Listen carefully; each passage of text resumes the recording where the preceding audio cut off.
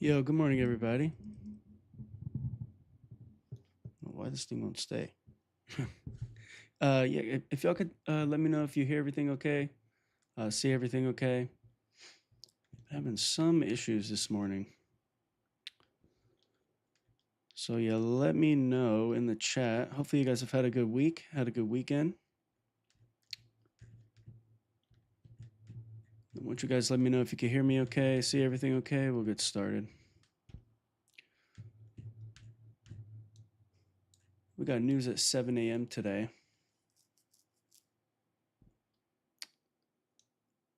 We got news at 11 on Wednesday, Thursday. So yeah, we're gonna start a new week. All right, Tony said good. Everything's okay. All right, perfect. So yeah, let's read some of this. There's a meeting with the United Kingdom, like their king or something. I think that he was here yesterday, if I'm not mistaken. Tony said, I'm 380 from my first 100K funded account. Beautiful. That's awesome to hear, Tony. Awesome to hear, brother. Always remember, though, whenever you pass a funded account, that's just step one, right? Well, step one is learning, obviously. Step two, if you're aiming at funded accounts, that's the second stage. And then once you're profitable, that's where all your discipline and everything is going to either show, or it's going to be very obvious that there's areas to improve on, right? So yeah, that's awesome. Keep me updated. Keep me updated, brother. So yeah, as always, Sunday, Monday, it's consolidation manipulation. We saw yesterday kind of play around a little bit. It did end up dropping overall. We did walk the whole analysis live with my private group. I sent you guys the markup in the free Discord, so you got to see kind of what we were looking at, how I was thinking. It's funny because there was so many people yesterday saying that the conditions were so horrible, but although that was the case later on in the session, because we know how to trade, we were able to go in there and find pre-market opportunities that led to some pretty spectacular results. So let me go pull that example up.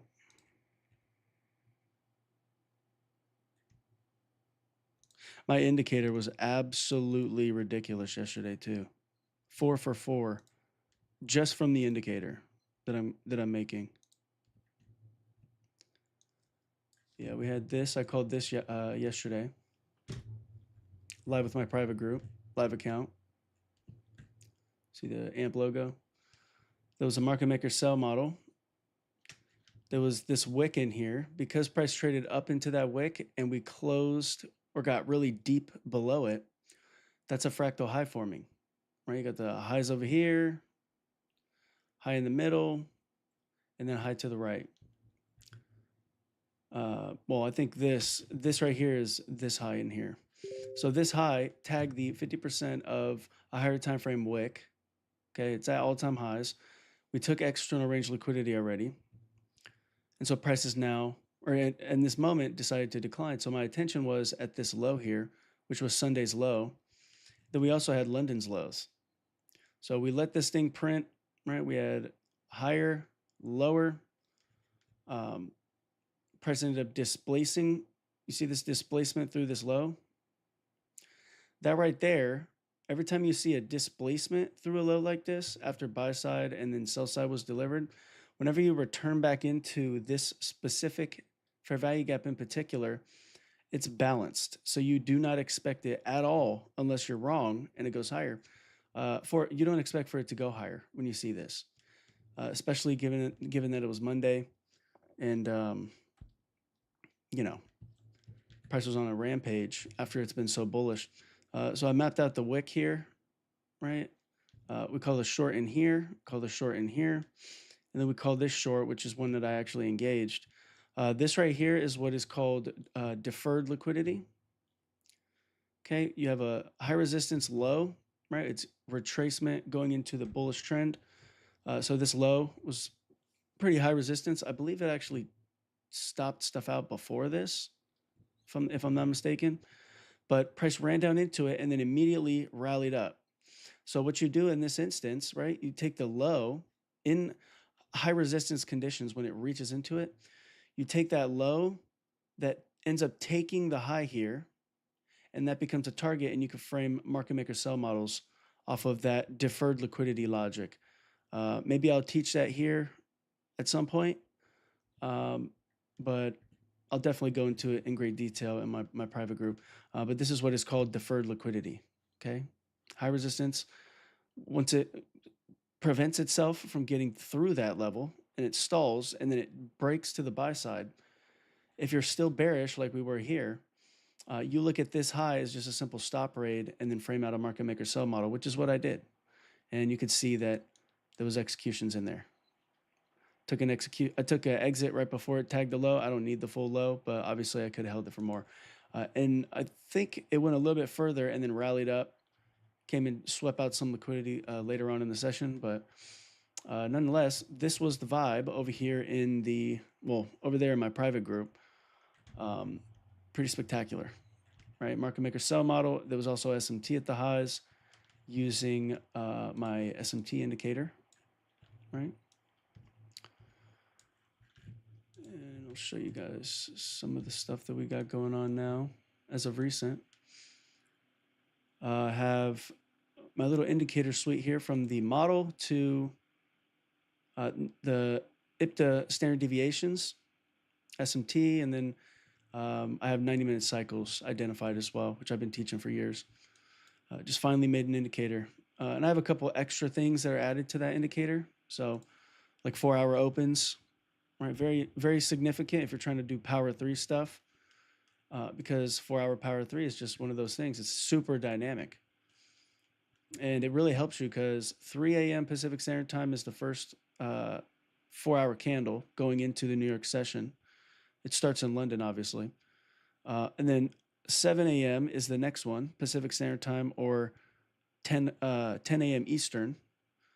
And then you have 11 a.m. Pacific Standard Time. That's your next 4-hour candle for the PM session. So you can kind of see how the 4-hour perspective and 4-hour candles, if you could predict where that next 4-hour candle is going to go, you can catch a pretty sizable, I guess, intermediate / longer term price run. And if you're dancing inside of a higher time frame range or candle, you can imagine that the ranges are just way much larger, right? They're just way larger, And if you can catch a tiger by the tail at the high of a 4-hour candle, I mean, you can imagine, right? Like say you could have caught this in here because you saw a stop run, change in state of delivery, right? At the weekly open, broke down, displacement, this wick order block, when pressure turns into it, should be sensitive and go lower, right? That's a balanced price range. Maybe you were able to catch something like that, right? This was 3 a.m. open. After the 3 a.m. open, it rallied up, left a part of this available. Leave it in the chat why you guys believe, or based on what you guys have learned from me, why is this fair value gap left open? Why didn't it return into that? Let me know in the chat. And then we'll go look at some of the other things. Yeah, let me know in the chat if you guys know, especially if you're in my private group or if you already know just from me sharing things on YouTube, because this is very significant. Why did this fair value gap not need to get traded into? That's the question. See if any of you guys remember.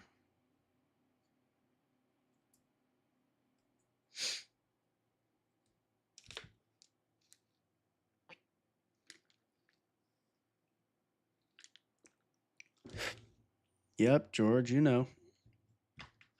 Of course, George knows. But yeah, it's already a balanced price range, right? Large wick, displacement. So when there's a fair value gap like this, especially if this takes out the low and there's a fair value gap, it's a balanced price range. Okay. So let me see. Let me see. So if we come over here to the bonds and yields, we got the yields rallying aggressively. That may end up sending the dollar higher. We still have a little bit of this liquidity void that's available. Mind you, do you guys remember when I pointed this out? I've been calling for this, talking about this for a while, saying that there's a likelihood of them trying to get up into that level up there. Did they get up there? Sure seems like it. Were we correct? Sure seems like it. Price tag this, and again, my invalidation is if we get all the way above that liquidity void. We have a potential change in state of delivery. It's came all the way back down. But again, if this is bearish, right, we got high resistance liquidity down here, right? Consolidation. So we ran down into it. Before we blow this low out, since this is high resistance and price traded into it, what did they do? They rallied up to take this high here. Okay, so this high resistance led to this retracement, tagging this high. We need this upper level of this liquidity void to be violated for us to then switch the narrative, or just simply get this candle to be traded above, because that's now a change in state. We'll have a secondary change in state once it gets above that, and that'll, it'll be off to the races to take this high resistance liquidity out. And then if it runs up into this high resistance liquidity here, right, say it does go up like this, tags this, runs up like this, and it stops short and then sets a low. Okay, a lot of times this is what they're going to do, right? They're going to defer that liquidity and then potentially rally up, leaving relative equal highs here. And then once they sweep that liquidity, that's when they decide to go higher. This is how you treat high resistance liquidity areas, whether it's consolidation it's trading into, whether it's a counter trend PD array, or if it's something like this, you're trading into an area where stops have already been taken. Okay. In each of those scenarios, you want to see if there's a low that forms like this, right? Maybe it goes like this, right? It's not a surprise if they come down and take that, doing deferred delivery, setting the equal highs. So it goes from high resistance, right, where the stop run was at, to then low resistance because it's a failure swing for the moment. And then once they scoop this up, right, because retail, they'll think that, oh, higher highs, higher lows, higher highs, higher lows. If it breaks that, we're going to go short, right? So that's the logic that's being weaponized with this deferred liquidity idea. So definitely something to think about.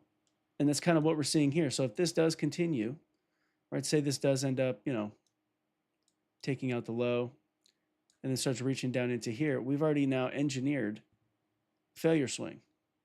We engineered sell side trend line liquidity. That's low resistance, those specific liquidity pools. Okay. This is something I haven't talked about on YouTube. Talked about it a little bit in my private group the other day, how I was going to teach more about it. So there's a little bit more. But yeah, so hopefully that's simple enough to understand. That'll explain for many of you why when price races up into a level like this and you have a failure swing or a stop run like this that we're trading into, or some consolidation that price is trading into, it doesn't just perfectly go through it. Many times it goes like this. Sets a high, maybe it breaks a little bit, comes back up, takes it, then it aggressively reprices because they've now engineered sell side liquidity by deferring that initial delivery. And the price breaks through, induces people to try to short early. They then get stopped out there. They now trigger in that liquidity. And so retail's all over the freaking place. And then all of a sudden you see a market maker sell model absolutely break down so aggressively, right? Another thing you guys can think about as well, right? If there is, say there's like a low right here, okay? Well, actually, let's use a bullish example. So if price does run up like this, right? And there's a low right here, and price runs up beyond the high. Say there's some type of order block up here or something, or like a fair value gap, right? And price ends up sweeping that with this delivery here. Well, if you can get a change in state of delivery, an inversion fair value gap, and then a breakdown below a low like that, the low that was part of the stop run then becomes low resistance and a highly probable low to be swept, right? So the lows that take the highs into a key level, very significant piece of price delivery to pay attention to. It's the same thing for the reverse, right? So same logic goes for downside as well. So it'd be the highs that lead to the lows being taken, right? Say it runs into a key level here, and then you get something like this. That becomes low resistance. And then price may come up there, tag that, and if it's going to continue, because it's maybe a weekly or monthly trend, and this is just a lower time frame compared to those, the high that takes the lows, if you get something like this, right, change in state, maybe an inversion, and then a break above this, this becomes really, really, really nice. Very, very high probability. Okay, so that is all I'm going to talk about in terms of that today. Very powerful stuff if you guys have never heard this perspective before. It's a way to frame out the most high probability, most dynamic market maker buy and sell models using that logic and also deferred liquidity. Okay? So there's a lot of stuff that can be talked about when it comes to market maker models. It's just one little piece of the extra things that you could then learn to position yourself even better. I'll talk more about all that stuff in my private group in a couple of days, putting together a lecture about it. So yeah, with that being said, again, it's 540 right now. DXY looks like it has utilized the deferred liquidity logic. One issue that I have is the fact that they didn't quite fully fill it in, so it's still imbalanced. We do have sell side in here, buy side, with this gap, but I'm not sure because this is an actual gap. I'm not sure if they're going to want to leave that available. If we're going to keep going lower, then this will just act as deferred liquidity, and then once we break down below this low, it should be off to the races to take out this this overall now low resistance liquidity if we look to target that by breaking this low. Okay, so this is definitely something of concern because it is a gap. So they may not want to leave that, you know. We also have inefficient buy-side delivery here. Why is it inefficient buy-side? Because look, there's a gap all the way up, right? They gapped all the way up to the liquidity void, filled in some of it, but now they've only offered sell side. Okay.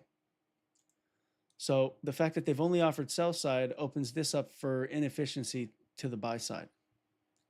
So if it does look to go all the way up through that because it's maybe targeting the rest of the gap up here, this whole thing, I mean, you can see the manipulation of how they're doing things. You know, they pull you in, get you thinking it's going to keep going lower. Little do people know it's inefficient to the buy side. So they may, at least at a minimum, do what they're doing here, come up to the midpoint if they're not going to fill it in entirely, and then look to try to go lower. Because now we got low resistance liquidity here, trendline liquidity, but then also the failure swing. Is that a failure swing? No, it's equal lows. Yeah, it's a little failure swing right there. I guess not. We'll just look at this as equal lows. Okay, so again, we got this breaker here, low, high, lower, low. So it's yet another potential idea or reason for this to not want to come all the way up there, unless they're going to entirely turn price around. That could be the case because of what we see in the yields right now. They are rapidly repricing. And then we got the bonds rapidly repricing to the downside. You guys know who've been with me for a while. You guys know that if this is declining aggressively, the bonds, many times it's going to send the indices and foreign currencies down and the dollar higher, especially when we got this relationship, bullish yields, bearish bonds. So that may end up becoming somewhat of a problem for us to believe further buy side in the indices is going to just overwhelmingly happen. So we're going to have to just keep that in mind as we get through the open here. But those are some observations of what we're looking at with these assets. Now we look at the currencies, we see that they're kind of showing a little bit of weakness in here, a little bit of interest to go lower. We do have equal lows here. So that's potentially low resistance liquidity. So one thing I want to talk about here as well, right? You see this low here? This low is the low that's part of this high being taken. So they took that high, give a change in state here, change in state here, and now they're rapidly repricing to the low that broke the high. Okay, so that's a market maker sell model scenario, coupled with the fractal high at a key level. Okay, very significant stuff here. Let me know in the chat, does what I've just talked about make sense to you guys? Does it make sense? The intro to deferred liquidity and the low that took the high, or highs that take the lows that lead into key level purges. Okay, Tony said it makes sense. This is something you want to train your eyes to see as well. Okay, you want to train your eyes to see this stuff. It's very significant, very common, especially if you like market maker models, because you want to put yourself in the best position possible, right? And this is one of those ways to do that. It's highly effective, highly consistent, and you want to know another thing? Highly fractal.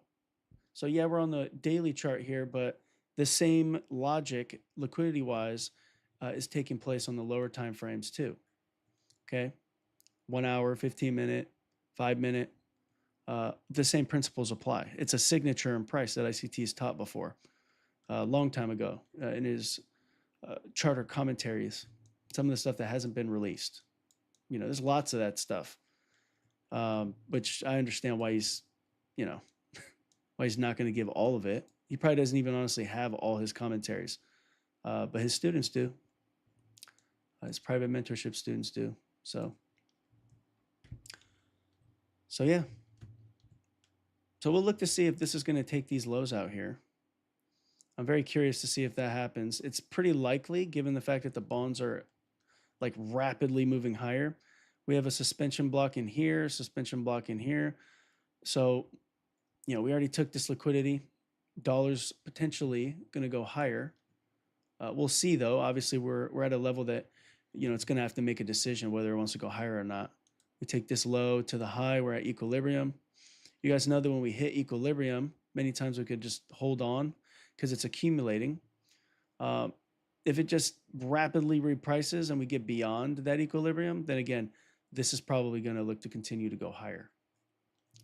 Okay, we have stop run here. I mean, we're just sideways with the dollar overall. You know what I mean? So just have to be cautious about that. Be patient this week. It is the end of the month. I can't, I've been doing you a disservice if I didn't bring this up.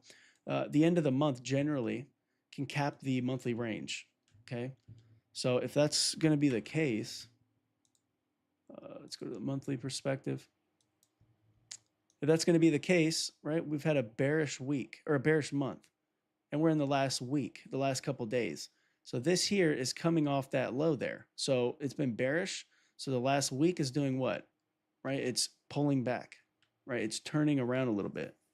This was last week. Okay, so the week before that, week after, or the week before, like the first week, second, third. Now we're in our fourth week, right?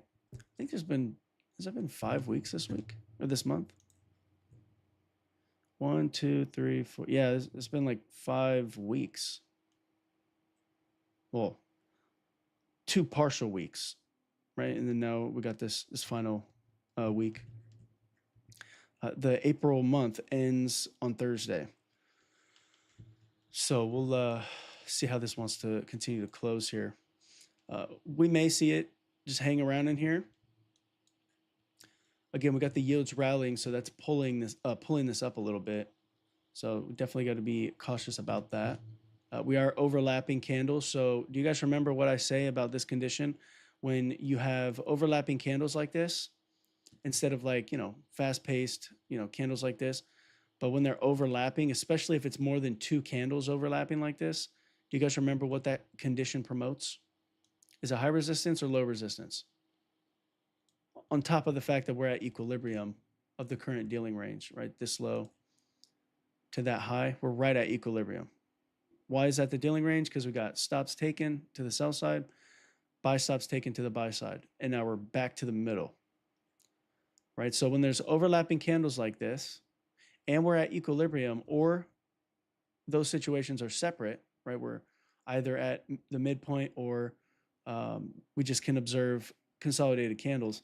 What condition do you expect?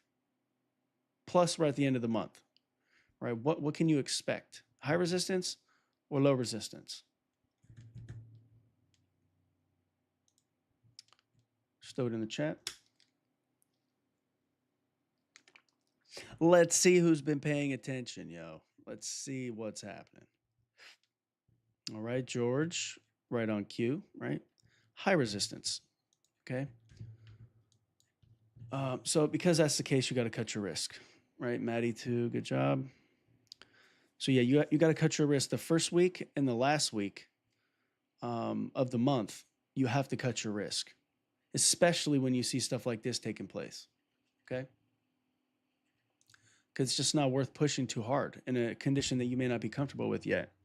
You could trade high resistance. There's no, real like forced rule that you shouldn't trade it, because high resistance sometimes does deliver slowly, right? Kind of chops you around, makes you work for it. But if you know what you're doing, you could still capture those high resistance moves. You just have to know that they're high resistance so you can cut your risk. Otherwise, if you're just risking nonstop the same thing over and over with no plan, you're going to get wrecked. And you're going to have more drawdown than you're comfortable with fixing, right? Or even capable of fixing at first. Okay? So again, we got price kind of returning back to the midpoint from this high to that low. We have relative equal lows. So that has my attention here. So we'll see if it wants to use that. If we can get a change in state of delivery, it is imbalanced to the buy side. We cannot disregard the fact that this was a huge gap that is imbalanced to the buy side above this level here. So all of this delivery above this high, because the high right here created buy side and it's trying to offer sell side. It already offered sell side, but we have sell side, buy side, and then we don't have any buy side up here. So that's inefficient. So if they were to hold this wick in here, right, which is what this is right there.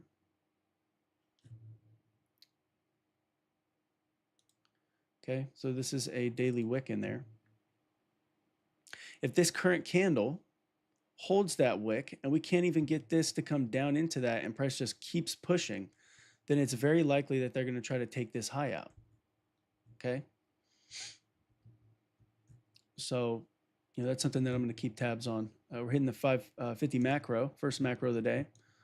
There's no news until 7 a.m., so I'm not considering any pre-market delivery as an opportunity. There's going to be arguments for something to have taken place, right? There always is. We always find multiple things all the time, every single day. But you want to put yourself in the best circumstances possible. That's what I try to do, or that's what I try to get you guys to understand how to do, right? And like how to put yourself in those conditions.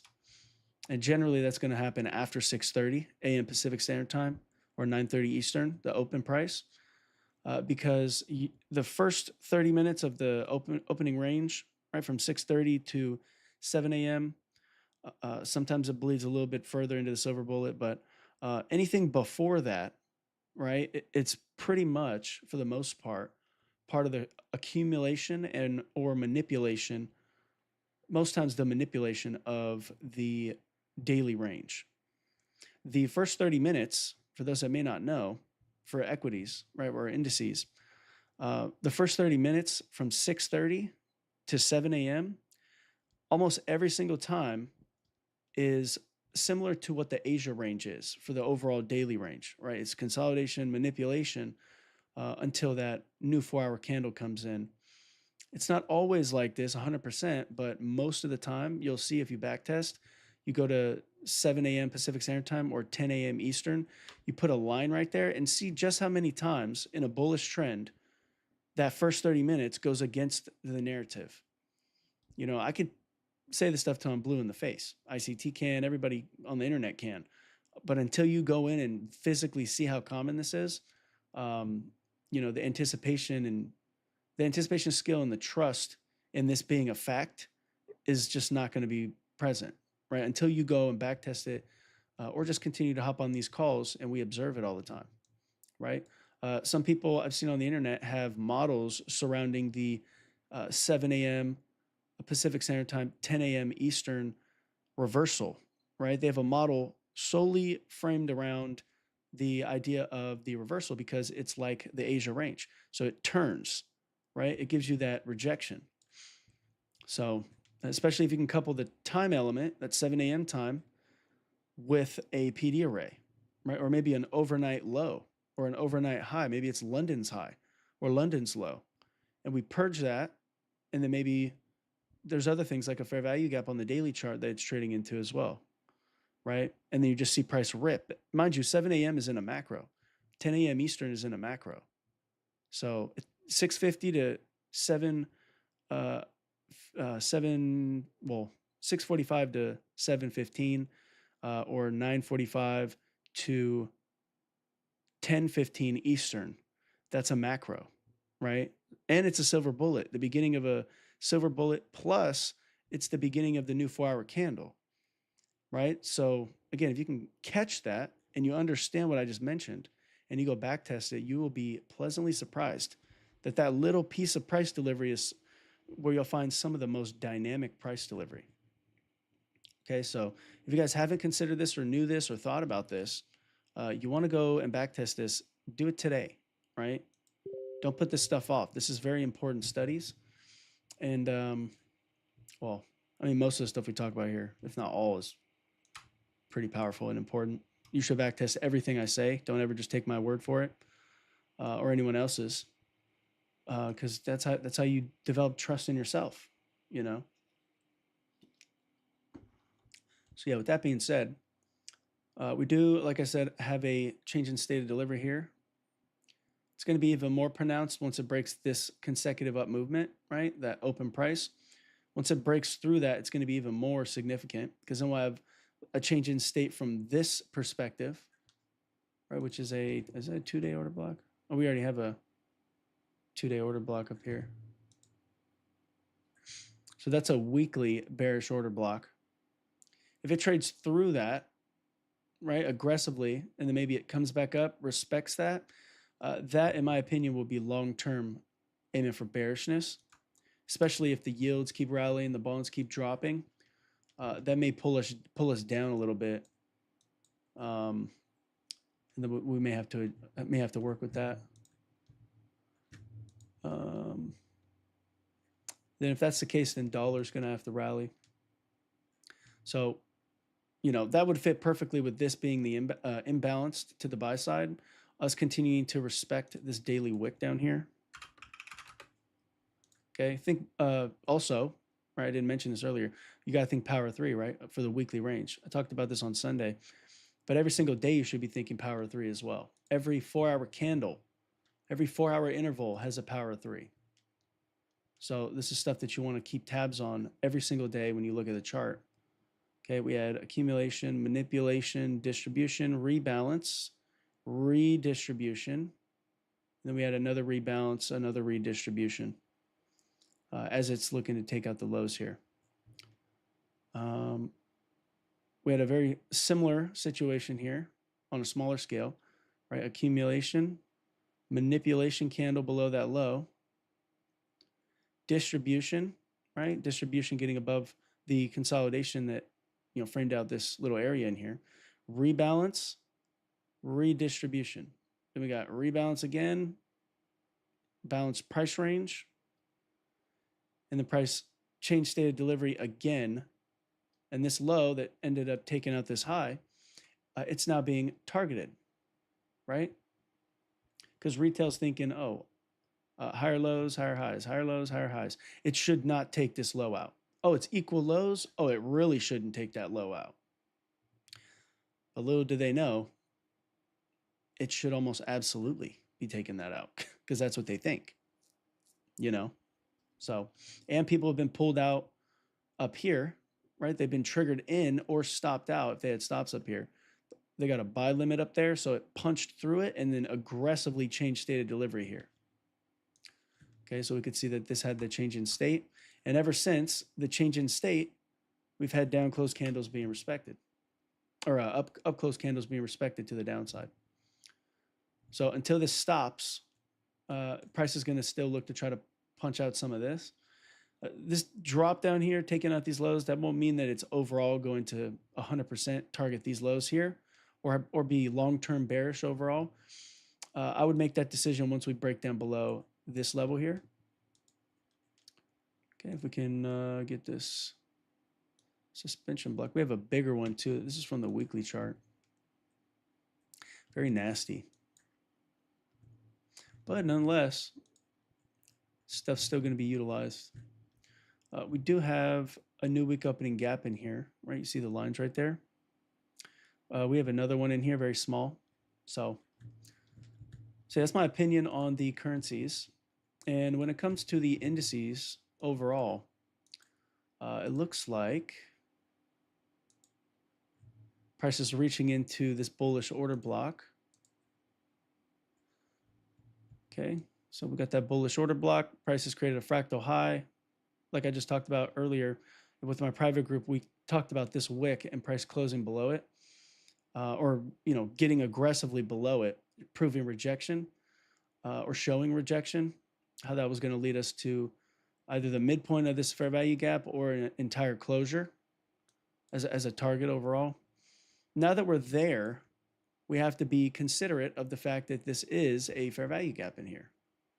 Okay, so if price gets down below it, returns into it, and then displaces away from it, maybe causing another order block to be violated to the downside, then that puts us in position to attack this. There was SMT in here. We do have relative equal lows here. We have a low here. See that stop run that led to displacement. We do have this wick. So that wick, if price does do the breakdown that I just mentioned, which I'm not going to assume that yet. We don't pick tops at all-time highs, right? The only way that I'm going to look to be, deeply interested in shorts is if we can get this to close below this gap in here, because then that would be signaling change in state of delivery, right? An inversion fair value gap is a form of change in state of delivery, okay? For those that don't know. It's not only just order blocks. When you have consecutive up candles like this, right? And if you're only focused on the initial phase, like the initial open, for that to be the change in state of delivery, there's nothing really wrong with that. But when you see an inversion fair value gap after a stop run gets violated, and that fair value gap is part of the stop run like this and part of the order block that will create the change in state later on, that inversion fair value gap is the first sign after a stop run, right? Once it overtakes that, how it treats that is giving you an early indication that price is going to change its state of delivery, or has pretty much already done it, right? And you're starting to see the early fingerprints of it unfolding. Okay. So if those that don't know, I don't really hear a lot of people talking about this, but that's a fact, right? When things start to invert, in particular, the fair value gaps and the just up candles, consecutive up candles, opening price, going into a liquidity pool. So yeah, again, if this does get respected in here, say it runs up in here, can't even break past the midpoint of this wick right here, right? And then it displaces, again, we have the low here that took the high. So if it breaks down like that, this low that took the high becomes significant. Okay, we are trading into a order block here, so that's high resistance. So I wouldn't be very surprised on this 4-hour chart if it was to, say, create a high drop down, then take that high, right? In a form of deferred liquidity, because this is high resistance, okay? And then once it takes that high, immediately start to rapidly reprice down to this low that ended up taking the high. Does that make sense though? One in the chat if that makes sense to you guys. It's a little bit more advanced liquidity logic, but hopefully I've been able to simplify it enough. Because when ICT taught this, it was overly complex to me. It took me a while to start using it. But the way that I just described it is how I understand it, how I was able to understand it. So hopefully it's the same for you.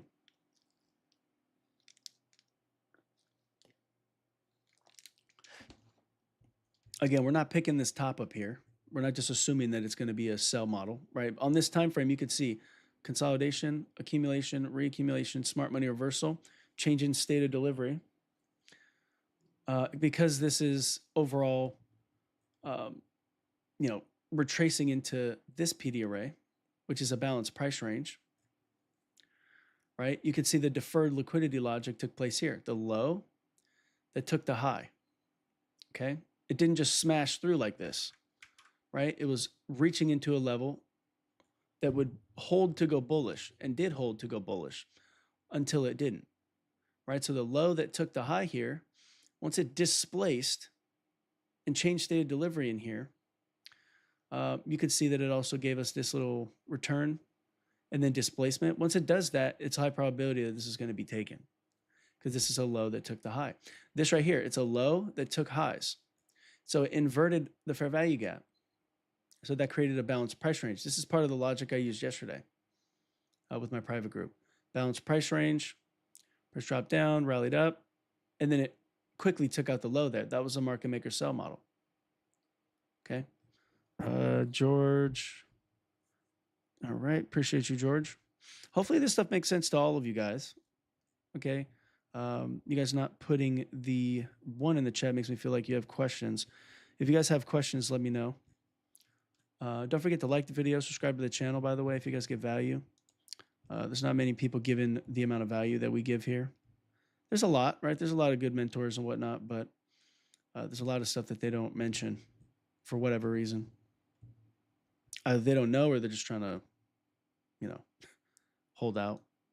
But yeah, see, is there any questions? All right. So yeah, we'll see what happens in here. If this is going to be a market maker sell model, we should be able to see this fair value gap hold in price. This is part of a wick, okay?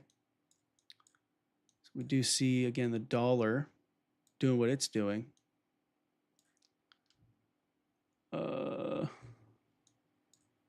So we've taken out that. So we'll see what happens with this, right? We are respecting this. Again, this is a high resistance liquidity level. It did take stops in here. The larger perspective, though, it's trend line liquidity, right? So if it does look to go down there, I think it's going to use the higher time frame perspective to gauge whether it's high resistance or low resistance. But we do have this sideways movement, so this is a high resistance liquidity pool. So we'll see if it gives us that deferred liquidity logic, or if it just uses this because it's in a rapid hurry because dollar is just, potentially going to be on a rampage because of the yields. So yeah, when we think of Power 3, we have had a very fast-paced London session. Let me know in the chat what that generally leads to. When we have a fast-paced London session, what is the perspective when we go into the markets, the next session? In this case, AM session. What's the perspective that we have? Are we going to expect that it's just going to keep going and this is going to be a breeze where price is just going to keep unloading to the downside? Or is it high resistance, something that can help you identify high resistance or expect high resistance? Let me know in the chat.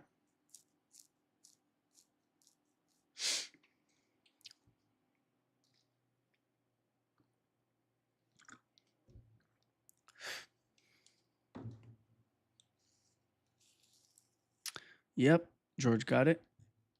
It's high resistance, right? It's highly likely that manipulation against what happened overnight is going to take place. One thing, though, that you want to keep tabs on, if this is going to be a market maker sell model, and we are going to top out here, this right here, this lower portion up to the midpoint of this range here. Okay, so up to, I would say, yeah, up to the fair value gap in there. We should not end up getting back above this. If it gets back above this and it inverts that fair value gap, we're still in all-time highs.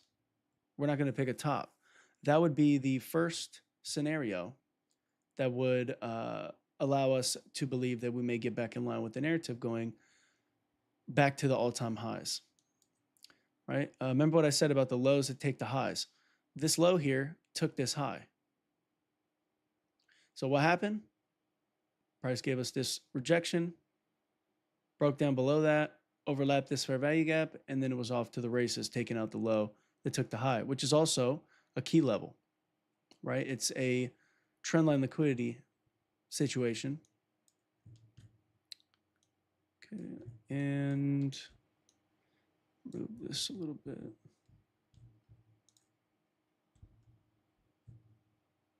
So yeah, hopefully all that stuff makes sense. Did I forget anything?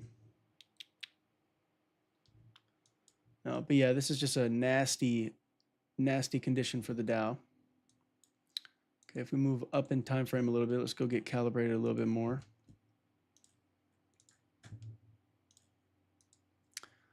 So we see with the S&P. Okay, let me clean that up.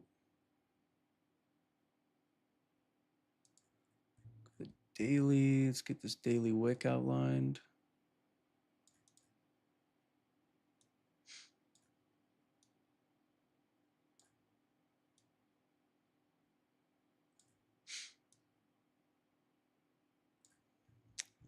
Okay.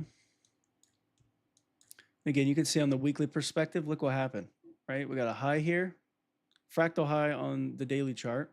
You guys know that fractal highs after this third candle here, so 1, 2, 3, the next 1 to 2 candles, if we haven't achieved some type of PD array, can reasonably be expected to go lower, especially if you get something like this where it inverts a fair value gap. So that's significant right there, how it inverted that gap.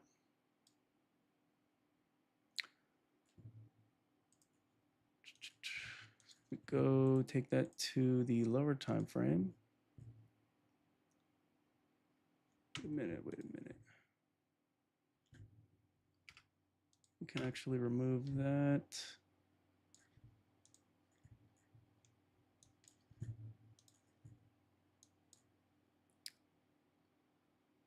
So we got that daily order block. We have the wick right there. So I think I'm going to just keep the wick right there.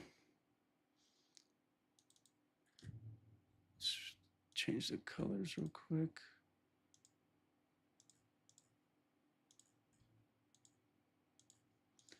Okay. So again, we got that trend line liquidity. We do have a bullish order block here on the daily chart.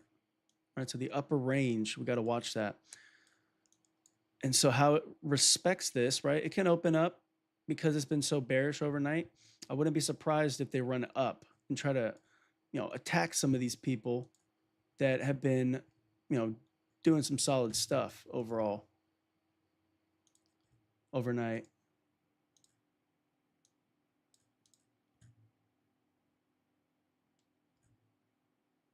Get some of the projections. So from this high up here down to the low projection, we have 2.5 standard deviations down there. So that's a reasonable extension behavior.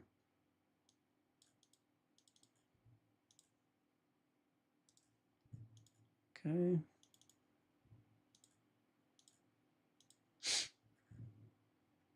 You can also do a very similar thing here with this high to that low, extend that lower. You could get even more extension levels outlined. daily chart.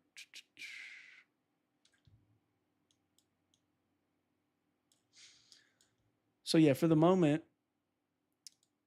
we're going to just pay attention to how this order block is going to be respected. We do have a very fast London, so it's had a little bit of manipulation, but it's just super exhausted. So it's probably, well, most of the time in this circumstance, AM session is going to be a shit show. You guys noticed this too. I knew I was forgetting to mention something. So we have this regular trading hours gap from Friday. You notice how up to this point, we haven't revisited it until right now. So this gap was being utilized as the target initially for this retracement, right? This pullback, right? It's reaching into this regular trading hours gap, right? The specific level is below this low because there's no buy side or sell side in there. And if we go to the regular trading hours, you could see that it's very obvious in the chart. Okay, so what do? We took it from this. This is where we closed last week. Took it from here, rallied up a little bit, and then dropped dramatically to come and try to clean some of this up. So that is, what's basically led to this going lower, right? And we still have a little bit more ways that we can go. And isn't it ironic how the extension level lines up pretty perfectly with the low of this level here? Okay. So I'm very much behind the fact that this is going to try to get down into that. The only thing that we have that could cause an issue potentially is this order block, right? So that order block may, prevent price from getting down into that. But I think that the imbalance or inefficiency that is really close to being fully filled in is going to hold precedence over the order block being sensitive, because they could easily just shoot a wick through it, fill the rest of that in, and then close off of that, like up here after they fill in the rest of that little gap. One thing I can say as well, if this ends up getting below this gap, ends up getting below this order block, right, and the bodies of the candles start to really target this area down here, I do believe that this market maker sell model becomes even more high probability. And then in that case, I'd be comfortable with really pushing for shorts. There's really no issue if you had this framework understood, right? Which I've seen this since yesterday. There's really no issue if you do trade pre-market open for you to have taken this out. We traded pre-market yesterday, which kind of saved us from dealing with a bunch of nonsense. You notice how almost every influencer was saying that yesterday was a shit show. It was after the open, but pre-market open, we had a 4-hour power 3 market maker sell model in the lower time frame, and it was beautiful, right? This whole run up, lower, we were able to target the trendline liquidity, right? Fairly simply, right?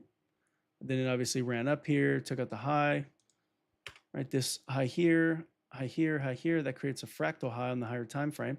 Think about it. This delivery, right? The high here, and the high here. That's this. This high is this high. This high from Friday is here. This high right here is this high. So you can see the higher time frame fractal high 3-bar pattern, what it looks like when you are looking at this 15-minute time frame. You want to get over time, you want to get familiar with this skill set, so you don't always have to flip to the higher time frame, and you can just have intuition and kind of see what's unfolding before you really have to even flip to the higher time frame.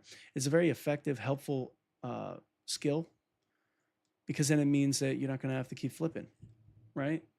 You could just kind of live on a couple of time frames and glance here and there. Or just have this indicator right here, right? The candle indicators.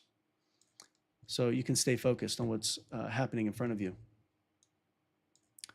Okay, so we do have relative equal lows here as well. So if we go back to this here, okay.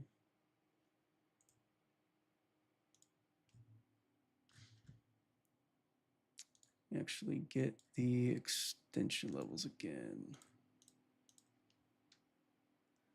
So this extension, 2.5 is down there. Again, this is a order block.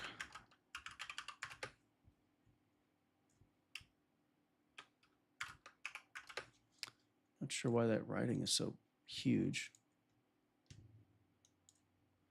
Okay, so again, we got that order block. Honestly, we have a high, low, higher high. That's also a breaker too. So again, it could cause high resistance. So look, price is not breaking this low yet. If it sets a high here, we may see the deferred liquidity logic unfold, right? We'll have a high here. If it drops lower, fails, breaks that high into the key level here, stays below the midpoint of this previous accumulation, and then we get a change in state of delivery that just rapidly reprices lower, that movement is pretty high probability, right? It's Tuesday as well. So, you know, maybe it looks to pick up if it does try to go deeper. But again, we are in a bullish trend overall, higher time frame wise. So if it does anything that disrespects this, like say this gets all the way up here, and say we break outside the midpoint of this, or you know, this 50% level from this low to that high, if that midpoint, since we traded through it, if price can't stay below that, and then we break to the buy side, and we take this high to that low, and we basically get above that 50%, that will put us in line with the more likely scenario that this is going to go back to the buy side and be back in line with the trend overall. And then this will have been just manipulation, right? Accumulation, Sunday, Monday, accumulation, manipulation down to a key level, and then distribution, right? If we know that that's the case if we get beyond this high up here, right? If it just tags this, you notice that this is a 4-hour candle. So that's the 4-hour open. So we had a little bit of accumulation. We got manipulation. And if this 4-hour candle or 4-hour perspective ends up getting beyond that, this will have just been power 3 bullish. Or power 3 bullish. Okay. For now, though, if it closes below, it's going to be a down close candle. This was bearish power 3. And then at 7 a.m., we'll have to see what that candle is going to do. But again, hopefully the stuff that we're looking at makes sense here. Again, we got this gap in here. That's a new day opening gap. Then again, we have the relative equal lows down here. That looks very, very, very, very tasty. And that is right there.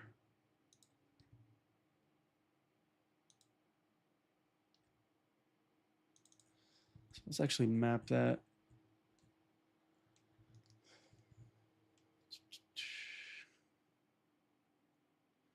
That is a previous week's low.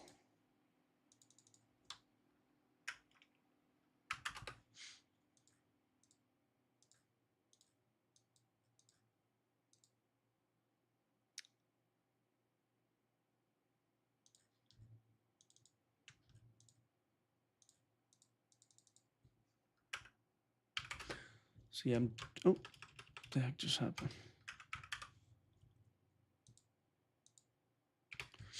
So yeah, if this does present us with that market maker model, that would be the next potential target.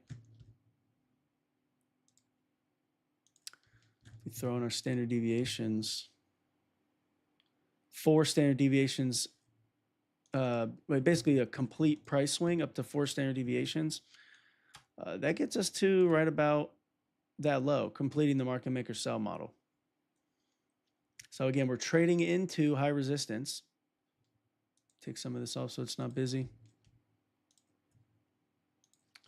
So we're trading into high resistance in here. Okay. We do have an inversion here. It's also part of the accumulation on the left side of the curve. Okay. And if this again was to displace and get above this level here, and we get above the 50% from this high to that low, while failing to stay below this sell model's 50%, that makes it highly likely that this is now a failed market maker sell model. And if we have a failed market maker sell model, that is one of the strongest continuation ideas you can ever really be a part of or visualize. because when market maker models fail to the downside, you're most likely in a bullish trend. Sometimes they'll complete, right? Like this one here, right? This little low time frame fractal, low, high, lower, low, right? That's a sell model in itself. You could see the components too. Consolidation, accumulation, reaccumulation, smart money reversal, first stage distribution, second stage distribution, until we reach down for a key level, right? This level here too, low, high, down to the low. So if you break this down to like the 1 minute, you'll see the market maker model ideas unfolding as well. This one went beyond the 50% here, right? If you take this low to that high, we got above 50% for a little while, but it broke down aggressively, changing state of delivery. So then that came down and allowed us to take this out. Relative equal lows too. And then price came up and now we're right here, okay? So again, this is a daily bullish order block. So I'm very curious to see if, well, I want to see how this is going to be respected in here before I make any decisions. I'm not willing to engage yet. We have news at 7 a.m. too, so they may wait, right? London was extremely quick. The expectation is that the AM session is going to somewhat be a shit show. But we have our levels down here to target. The low end of the regular trading hours gap, that is something that I'm very, very curious on. I want to see if we can get that. So that'll be my initial interest, right? To see if we can't. I think it's gonna populate it up here.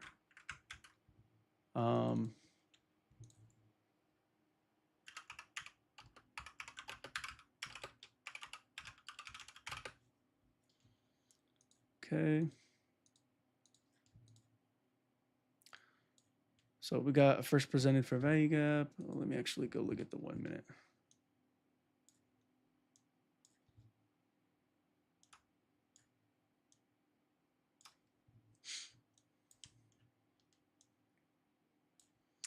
So you got stop run there, stop run there. It's been a lot of bearish overall order flow. We have accumulation, manipulation, distribution, rebalance, redistribution, accumulation, manipulation, distribution, rebalance, redistribution,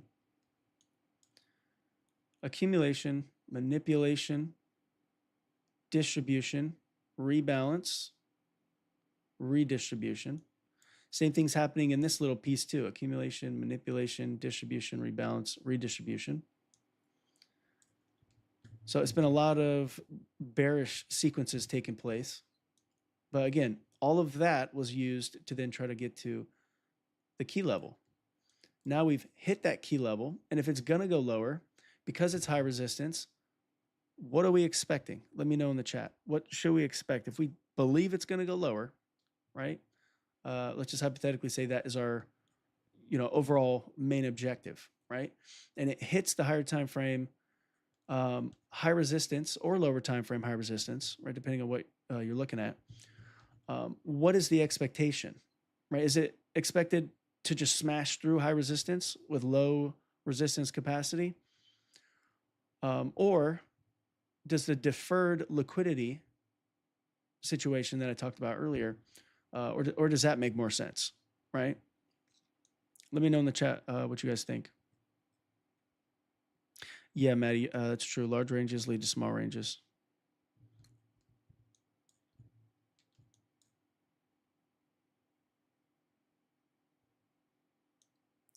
So let me know your thoughts in the chat. We're about to hit the open too, so just keep in mind. We've had that rejection, and now we got buy side up here. So we got accumulation taking place. We got the closure almost of the 4-hour candle too, right? It's been really rapid, as you could see.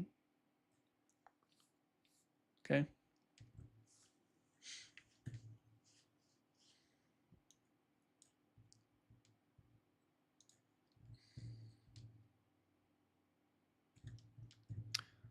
So yeah, let me know what you guys are thinking in the chat about what would be expected based on what we talked about today with the deferred liquidity.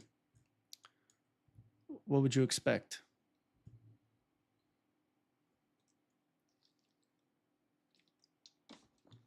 if you're thinking it's going to go lower. Should we just think that, oh, retracement should just go lower? Or is there something else that could take place that we need to pay attention to?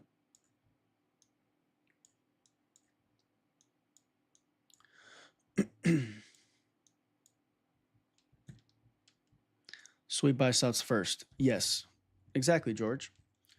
Exactly, because high resistance is an opposing PD array. Okay.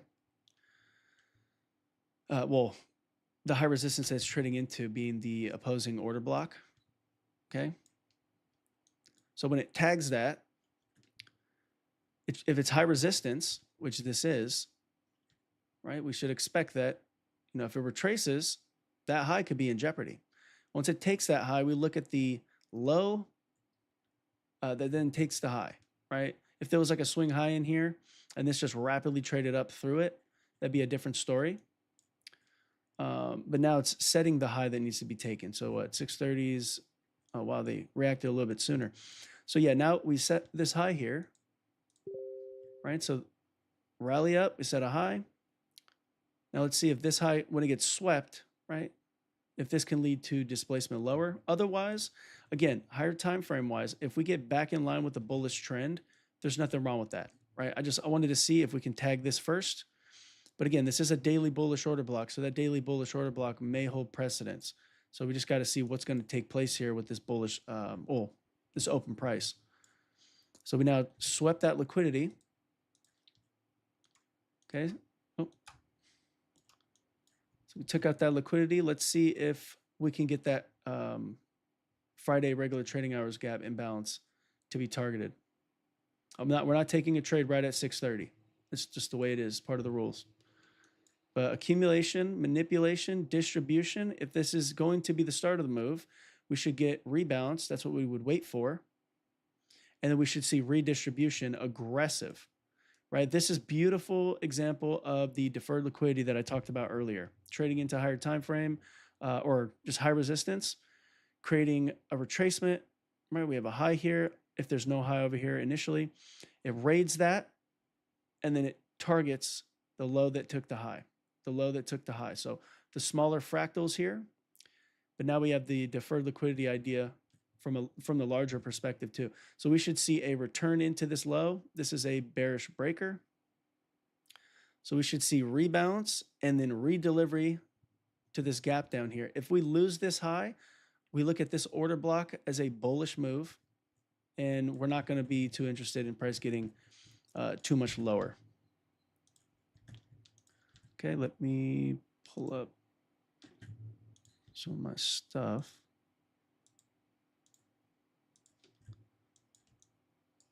It's playing games with me right now. So that was a great opportunity right there. Did exactly what we're talking about. So now we got this order block here. So we got low, high, lower, low. So it should act as a BPR, right? Should act as a breaker, right? If we're going to try to target this. I wouldn't be surprised if they slam it down here, tag this, and then eventually get back in line with the bullishness, because this is, again, a bullish order block. And it has up to the midpoint. It's up to the midpoint of the order block from the high to the low, or from the high to the midpoint. So we'll see what happens. So yeah, again, accumulation, manipulation, distribution, this rebalance should result in a smash lower.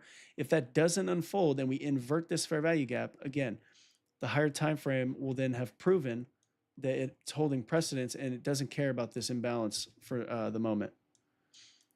Remember, we're still in a bullish trend overall. So any of this decline, I'm just looking to see if it can go down there, set up things in this, rebalance the inefficient price delivery, then give us another move higher. But trading down into that as a counter trend is not too bad. We could see that the reason we don't take trades right at 6:30. Look at the manipulation, right? It was part of the manipulation. So it didn't give the follow through to this gap. So that makes me feel like they're not going to be too interested in that, at least for now.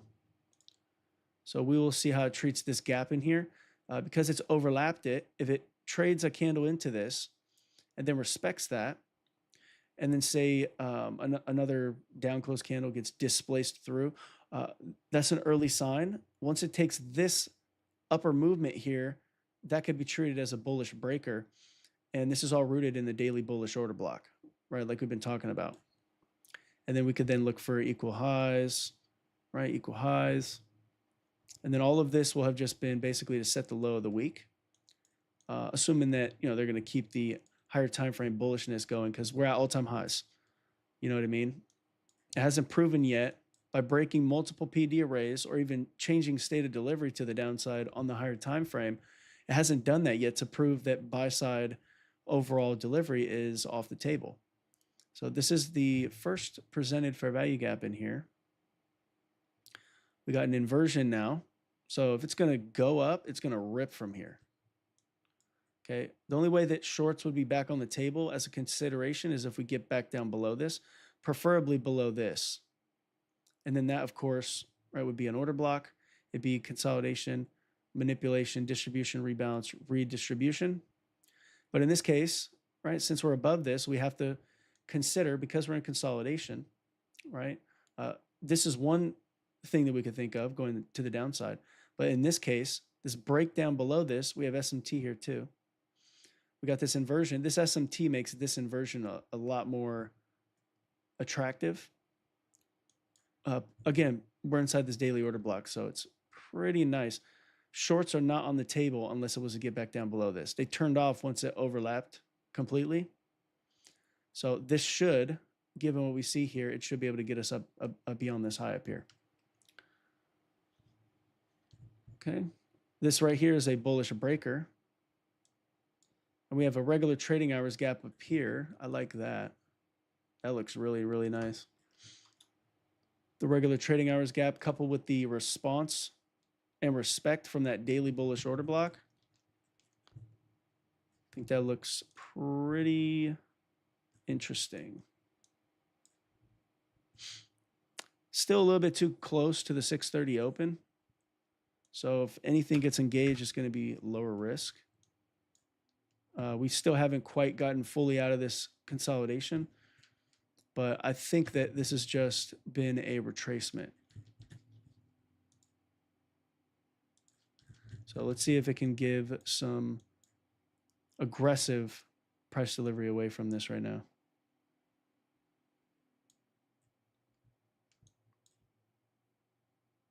See, it's going to have to hold this. It can't break through the 50% if we're going to trust that this is going to go back to the buy. Back to the buy side.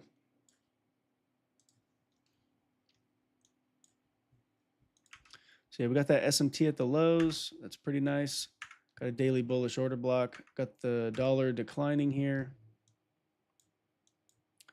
So let's see if we can't get this to race to the buy side for at least 20 to 30 points.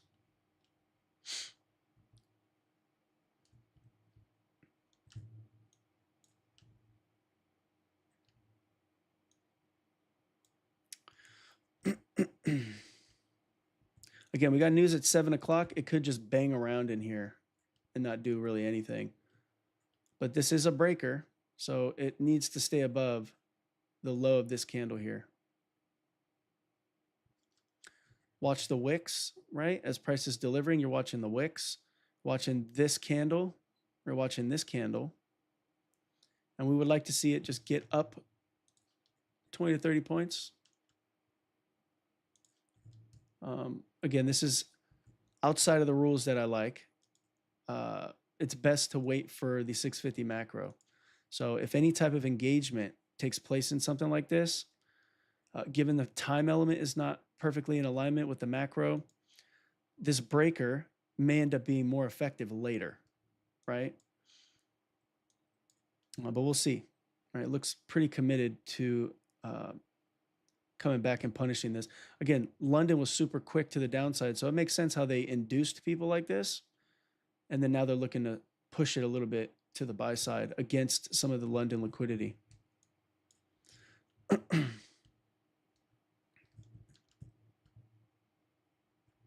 So let's see if it can bounce.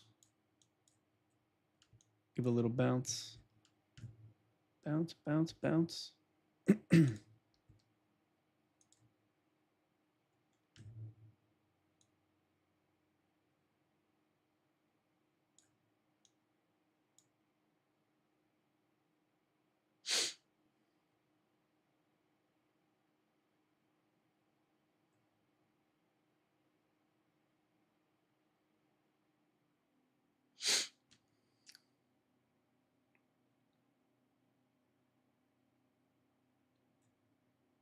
Yeah, you see how it's pulling against that high? Makes it very suspect. It should rip if this is going to be valid.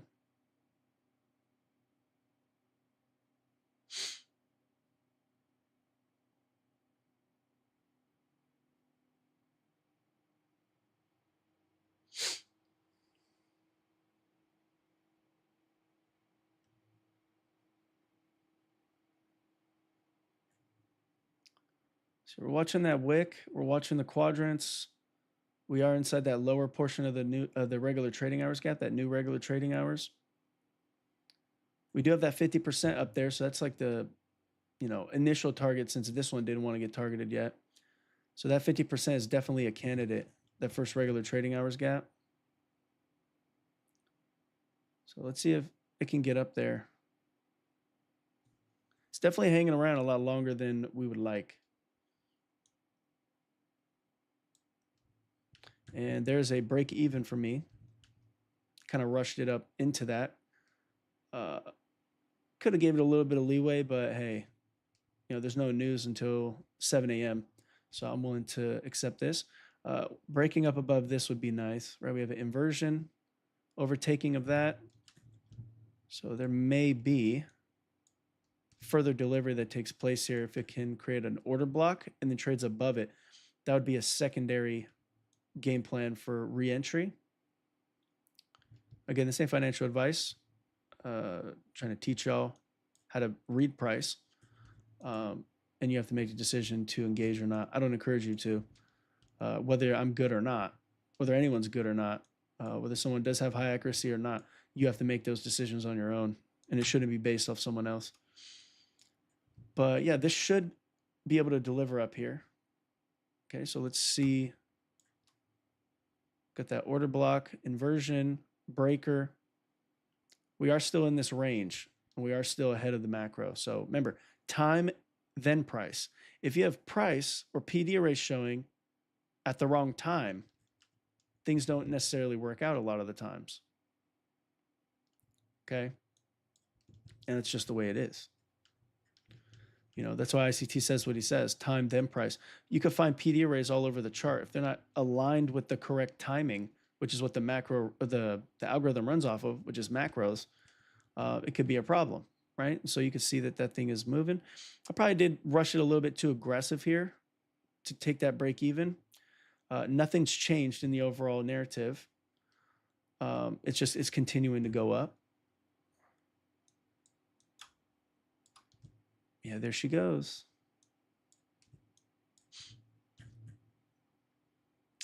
So the overall trade framework, right, was right there. Have my stop down there.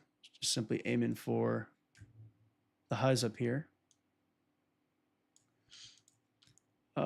Again, this trade beyond this, like I said, that's a good re-entry opportunity. Once it got up into this, I just put my stop there. Obviously, that's a bit ill-advised, but again, I'm very aggressive when I take executions pre-market open or right within that first 30 minutes because, it's a lot of times a shit show, especially after a very fast London. Things can be pretty tricky, and it could hang around, right? We were in the consolidation, didn't really break out yet.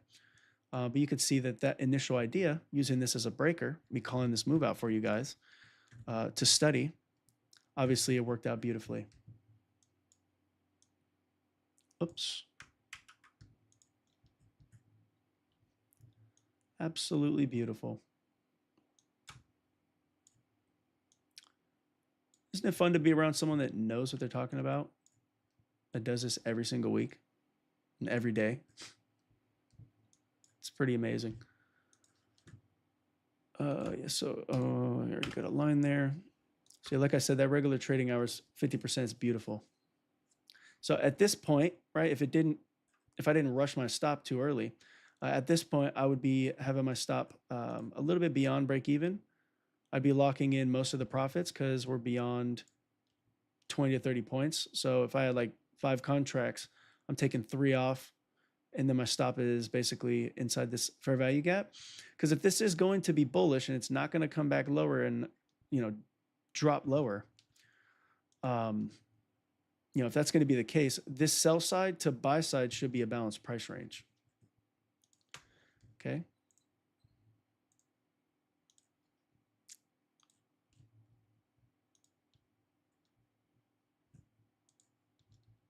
And Eddie, I just addressed that. I just said I got to stop that break even. Are you? I want to make sure you guys are paying attention more so to what is happening, right, rather than what I'm doing with my own personal finances. Right, I'm calling moves out. I'm calling out scenarios. If you're only focused solely on that, you're going to miss the key elements that led me to pointing things out. There's things that are more important than other things. Whether things in the chart are going to where I'm telling you they're going to and doing what I'm telling you is more important than me taking a trade or how much money I made. Okay. Because you can't spend my money. You can't live the life that I live, because I set everything up the way that I've set it up. It's great to get inspired by some of these people and their Lambos and all this crap. But, if they're not showing you things and you're not listening to what causes them to make decisions, then you're distracted. You're wasting time. You know what I mean? But yes, I did take an execution. And like I mentioned, stopped me out of break even. Live account.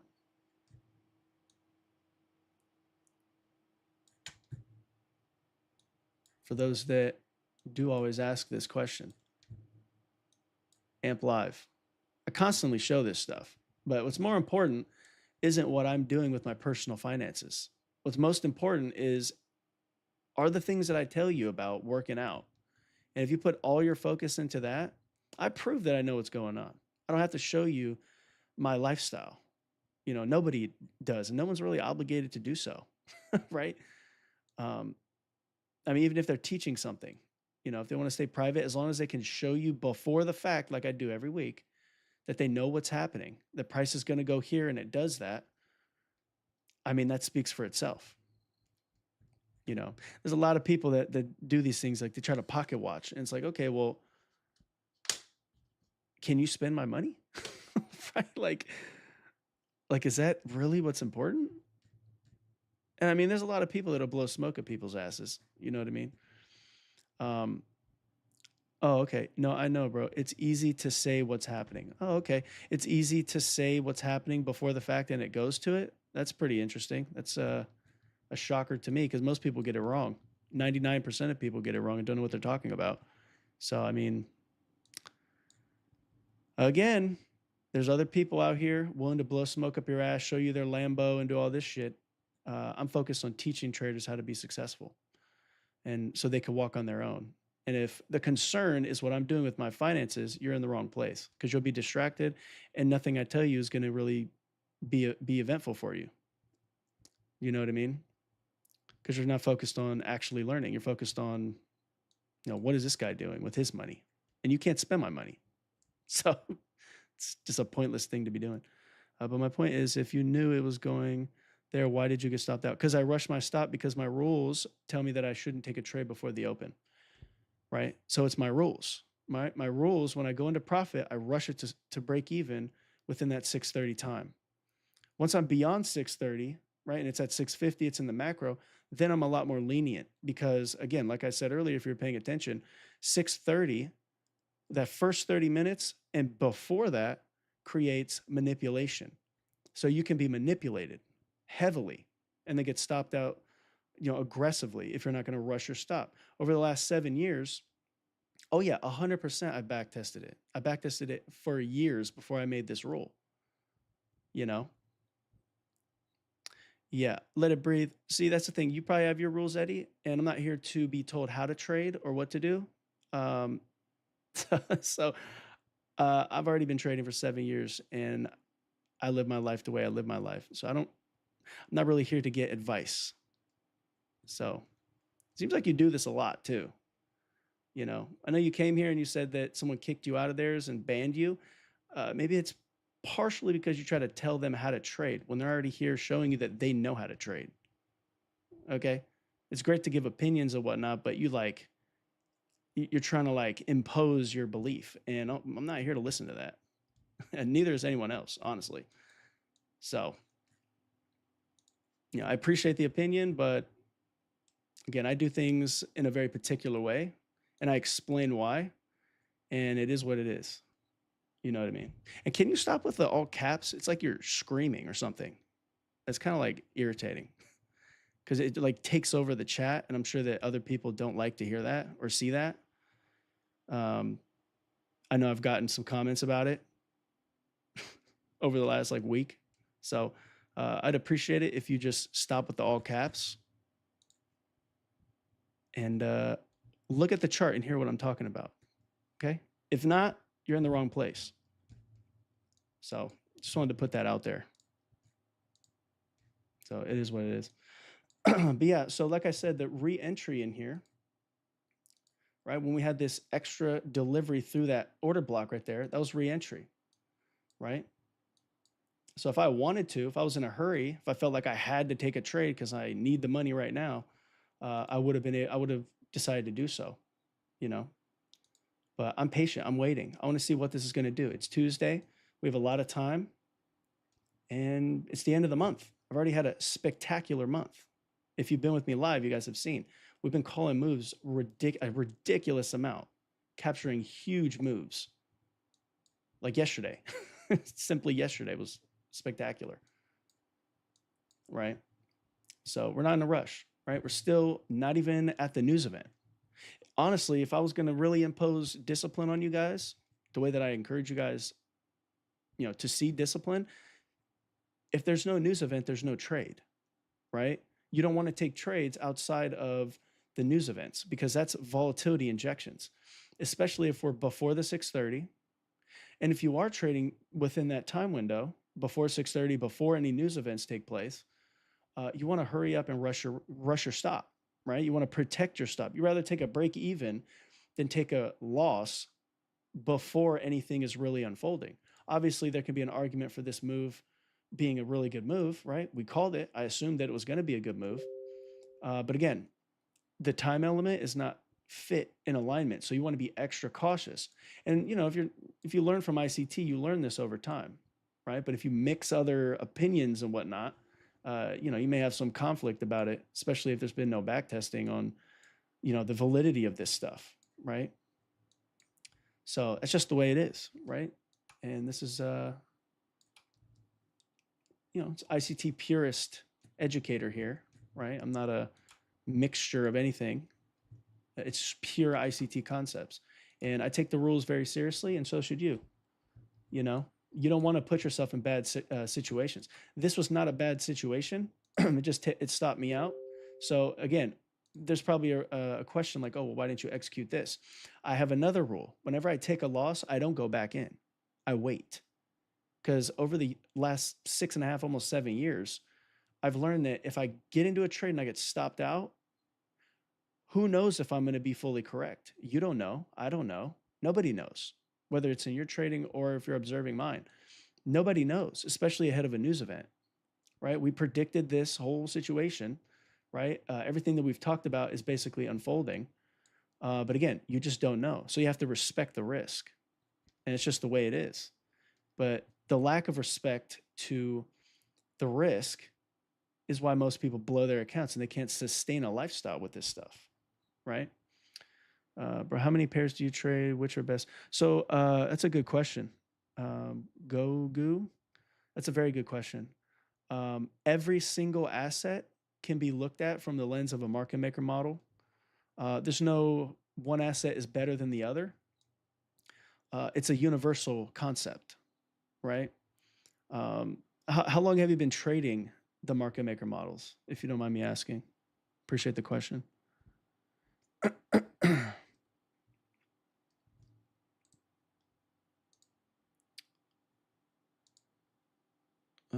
Where's the thing at?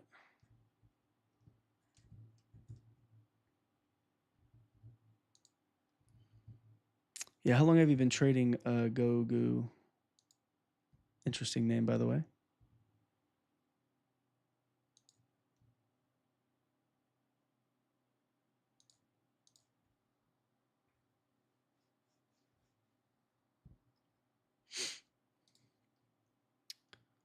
It's only been 1 month. Wow. Dang, you found me at a really good time, bro.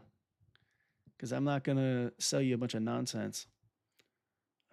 Now I'm trading EU and GU. Yeah, that's where I started too. GU specifically. That's why I love Nasdaq, right? Because it's so quick.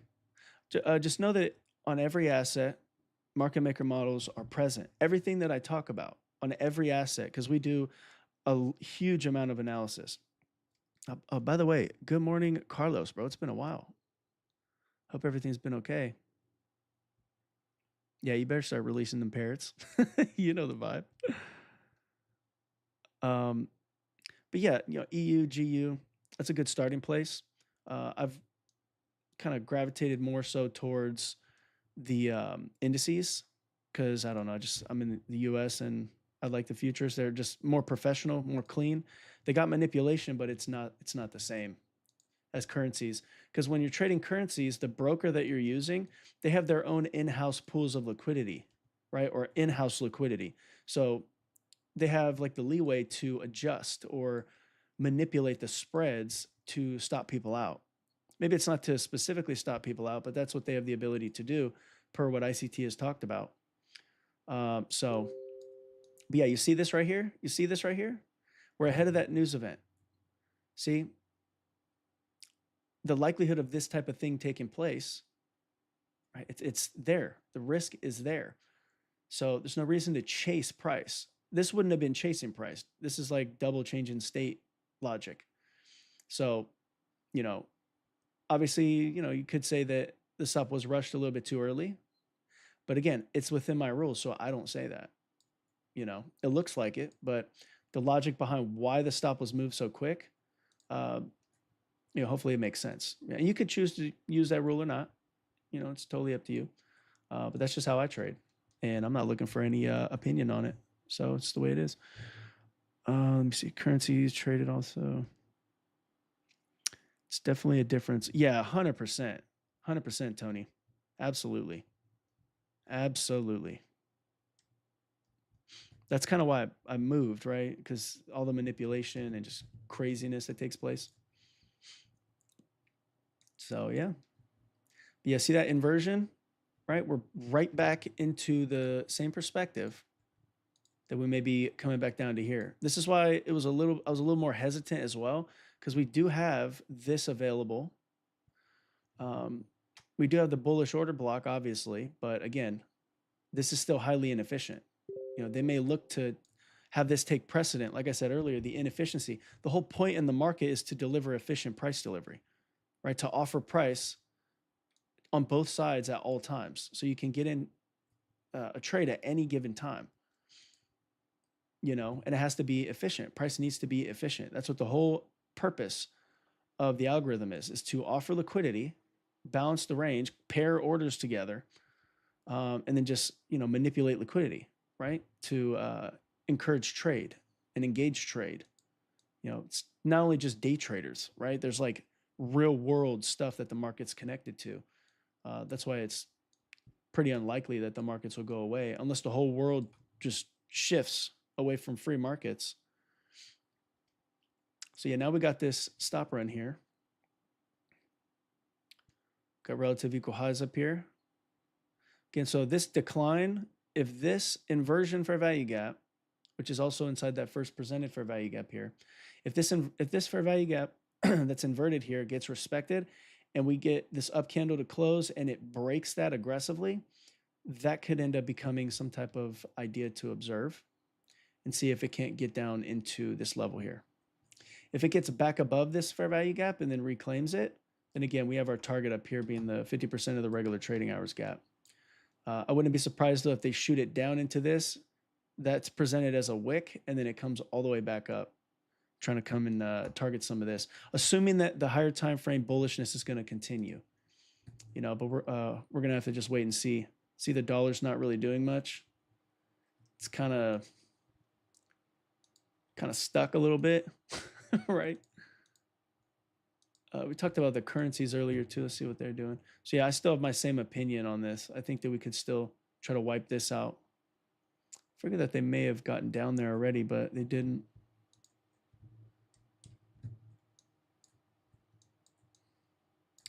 But yeah, this is low resistance liquidity right there. So we may see this decline. If that does happen, then we may see the dollar get a little bit excited to the upside. That would then potentially result in the indices looking to try to target that regular trading hours low. It's having a really difficult time in here. Remember, this down movement, right? This is a market maker sell model, okay? This down movement here is part of the accumulation, one of the accumulation phases. So up to the 50%, right, from this high up here to that low, preferably we stay in the lower 25 to 50%. But up to that 50%, it's okay for price to do a little bit of movement, right? If this is going to hold as a decline, right, in this accumulation, right, which is now distribution on the right side, it's going to have to stay on a closing basis below that midpoint right there. And the deeper it dances into that, the less likely this is going to be a market maker sell model that completes. But look at the precision right there. Look at that. So yeah, if this breaks down below this, should be a pretty likely target to take out this low down here. Right, notice how we set low resistance liquidity.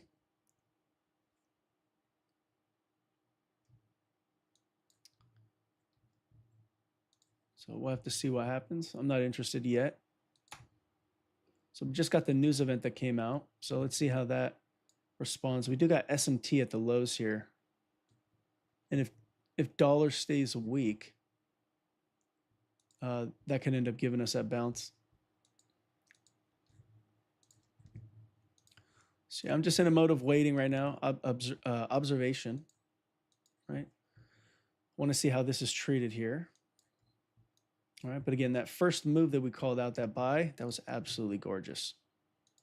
I didn't need to rush to stop, but kind of just is what it is. Right, could have just left it right there and everything would have been solid. I entered on this wick right here, right, that little wick right there. This is not enough for me to think, oh my God, I got to get out of the trade. It's not at all. Not for a long shot, right? Like we had to break all the way down to the midpoint here for me to think that this was not going to go to the buy side. But once a win to profit, rules are rules. You're either going to follow them or you're going to be undisciplined and all over the place. And no matter what the rule is that you're trying to follow, you should not break it. The more that you tell yourself, I'm going to follow this rule, I'm not going to overtrade, I'm not going to do this, I'm not going to do that. The more that you say that and then go against that, the less likely it is that you're going to trust yourself to do anything. So that's why it's very important, no matter what the rule is, you follow every single thing you tell yourself. You're building trust in yourself as the trader. So you cannot break this stuff. And you can, you can do what you want. Obviously, you're your own adult.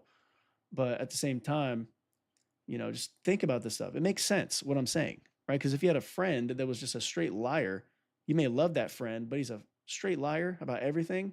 You can't trust him with anything, right? And he keeps breaking his promises. You're not going to be able to trust him with anything.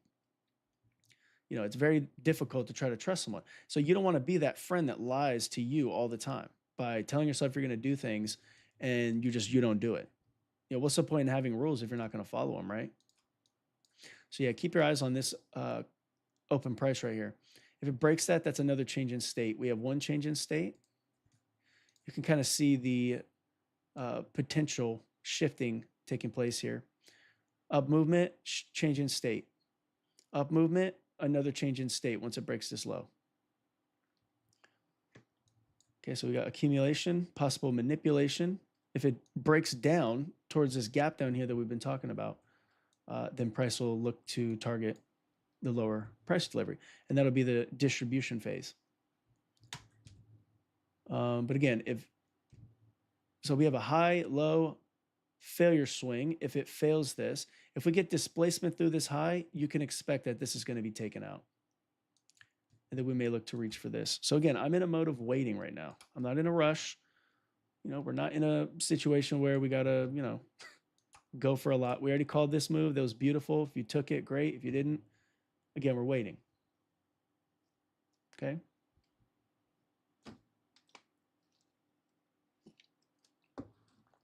But yeah, let me know in the chat if everything made sense. Sorry about going off a little bit earlier.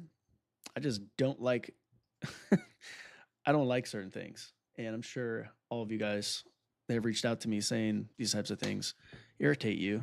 I'm sure you get it too. But sorry you had to sit and deal with that and be distracted a little bit. Normally I ignore it, but it's like it's happening like a little too much. So yeah. But yeah, 100%. Tony, you know, all of you guys know that have been with me for a long time. You know that I'm more than happy to hear your guys' opinions.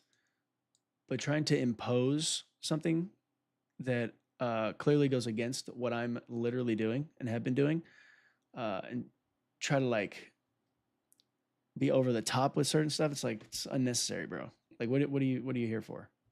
Right? Like, you here to learn, or you here to like try to tell me how to trade? Because I'm not looking to learn. I'm not looking to learn whatsoever. I already have what I have. I already know it works, and it's proven now, publicly, privately. So I don't really need no. Oh, you should do this. No, you should do that. Okay, you should do whatever it is that you're telling me I should do. I don't need anything else, and it's going to stay that way because I found what works. And luckily I'm very flexible too, so I could help you guys wherever you're at. I don't impose what I'm doing on you. I give you tools and you decide what you're going to use. But yeah, this right here is not it's not appetizing for me right now. It looks like it's clearly being held. So we're either going to break this high and trigger in a response to then take these highs out. That'll be what I call a type 2 dealing range. High, low, high, failure swing. So 1, 2, 3, 4 breaks 3. You then look for 1 to be targeted. But if you have high, low, high, breakdown, right, we should then continue. But once this high gets taken and it closes above it, you can rest assured that we're going to target up here. And all of this will have just been a deferred liquidity idea because we're going into some slightly high resistance, aka the consolidation. But we do have trendline liquidity here. So once it, takes this high, we should run through this in a low resistance capacity. Okay, so this should rip. Like I said, once it gets this high, it should rip.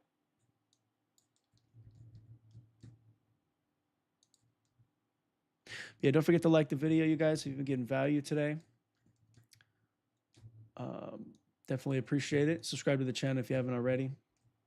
What we do here works, and it's undeniable that you will gain progress and get closer to clarity the more time you spend over here, because it's been true for hundreds of students already, let alone all of you guys that are here with me continuously every single week, every Sunday, just seeing it unfold in front of your very eyes, day to day, week to week, month to month, now year to year, publicly. So I was not always doing things publicly. I was just in the private with my private students. Then I just figured, why not come out here and be more consistent, right? Help those that maybe can't join the private group. Let them get value too. Help change their lives.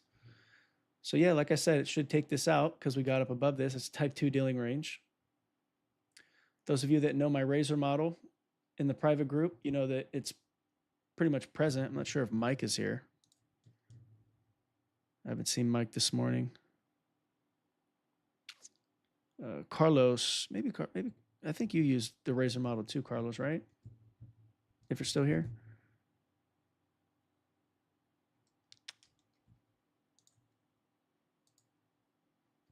Yeah, that 1 hour fair value gap, that's what you were talking about? Oh, Mike, you are here. Yep. What's up, Mike? Good morning, bro. Yep. For sure, Carlos. Yeah, you guys see it. And what do we want to see once it performs? We want speed.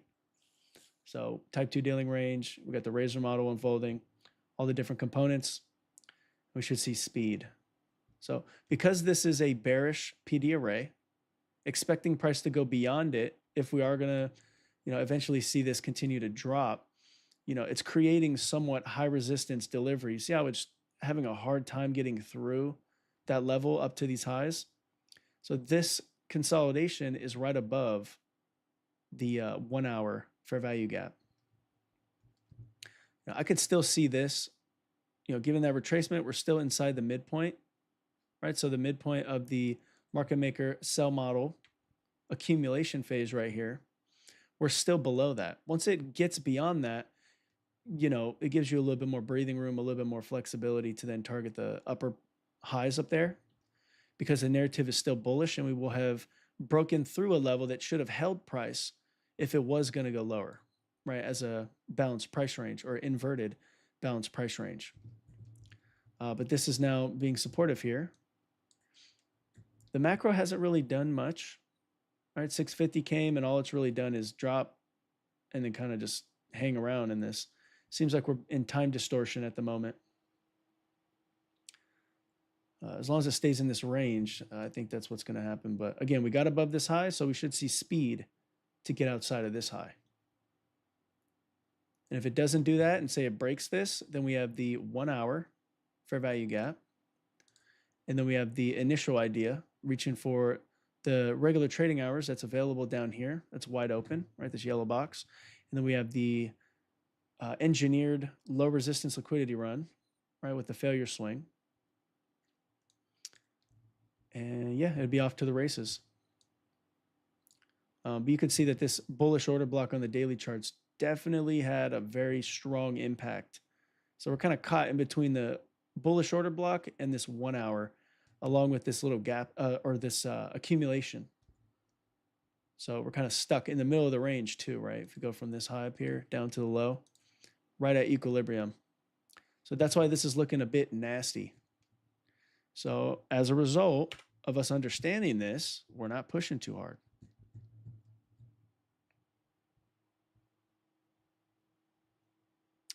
Just thinking the same thing. Today is not easy. Yeah, today, no, it's not. It's not an easy day. And remember, we kind of predicted it. We called it, right? As we always do. When there's a fast-paced London session, it becomes a problem. Is it FOMC day this week? No. Oh, yeah, it's federal fund rates. Yeah, that's another reason, Carlos. Good point out.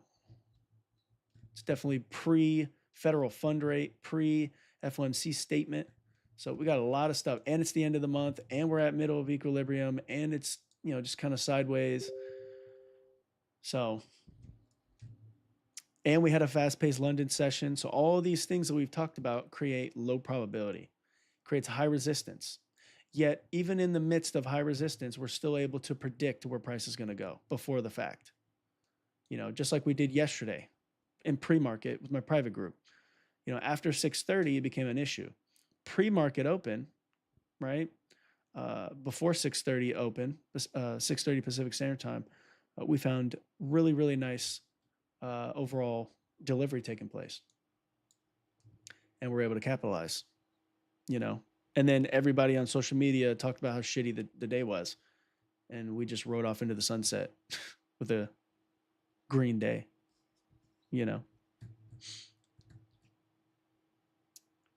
So, yeah. So today and yesterday, we're not forgiving after 6:30. This is very slow, right? This ideally, in a perfect world, would rapidly reprice. We are inside this first presented fair value gap. You see that? I wish I could put an outline on that box instead of, I don't know, I'll have to look into that, see if I can do that. I think I would like an outline better.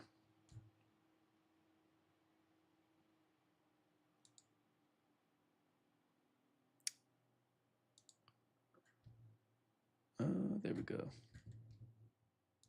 So yeah, we got this massive SMT across different time horizons, 90-minute, 10-minute, I think even 3-minute. So we do got SMT across different time frames.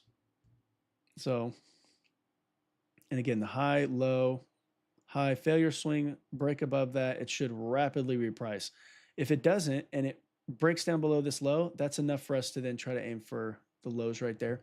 But again, we're kind of just in a 50-50 shot right here. You know, it could just hang around because, you know, again, like Carlos said, there's a lot of stuff tomorrow.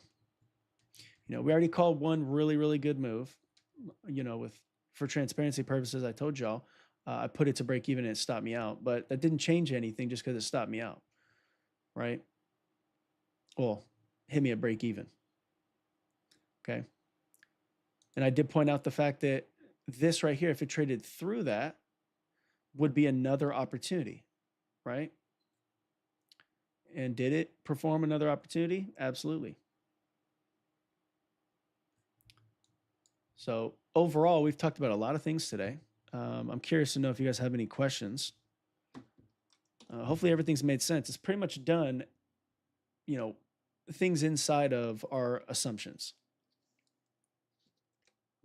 You know, the if-then scenarios I painted, you know, we allowed price to unfold, talked about where we're at in the higher time frame, some of the things that would make it hard for price to go through this. We talked about a reason that price could still go through that.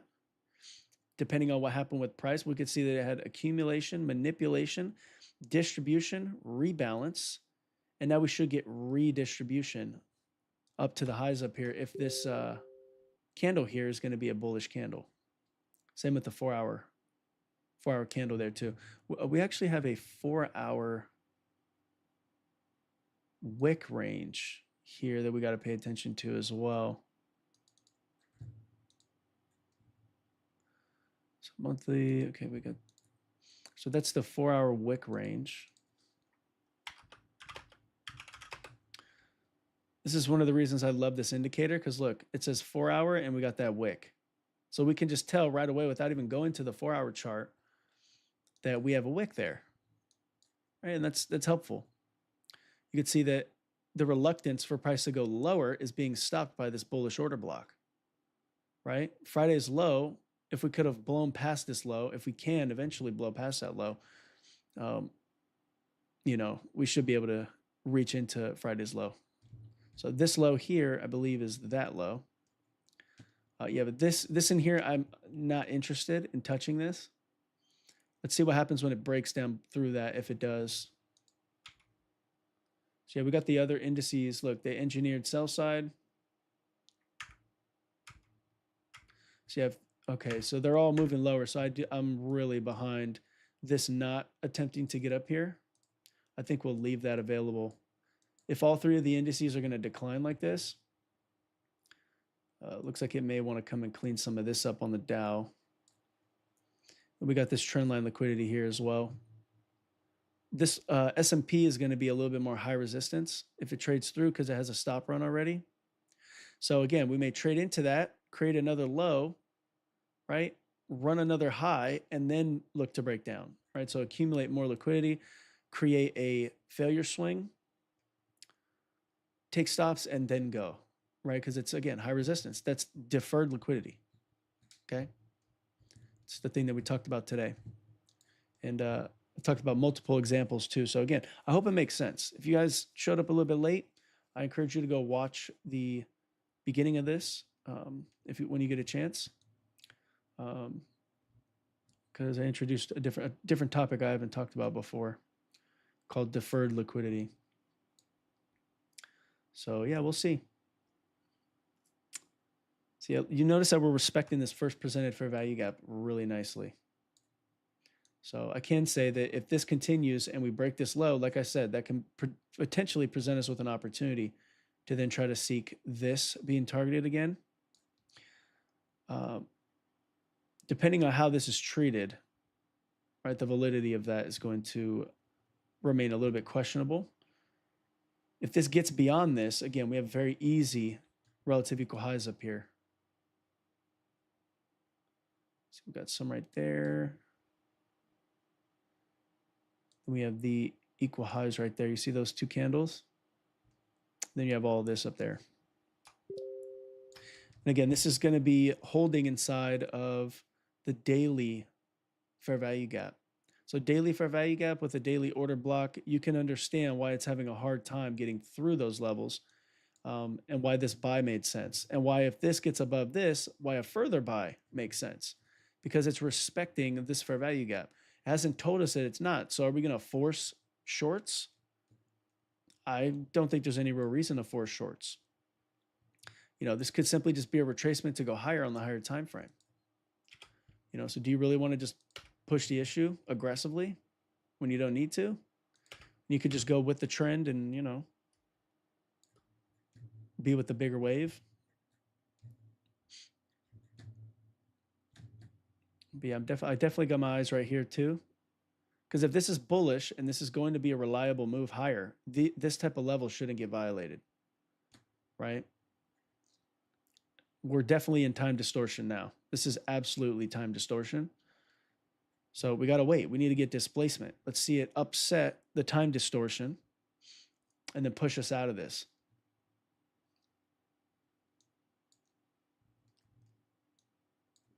And then whenever we get that displacement, we can make a determination. This right here, again, is the 4-hour wick. So we got to watch how this wick is going to be respected here. I can say that even if we chose to wait, say we waited and we're like, oh, I don't trust any of this. Even if it breaks that, I don't trust it. Okay, well, once it breaks this low, you now have a high, low failure swing mitigation block. If you don't trust that and it breaks down, you have this inversion fair value gap, the first presented fair value gap.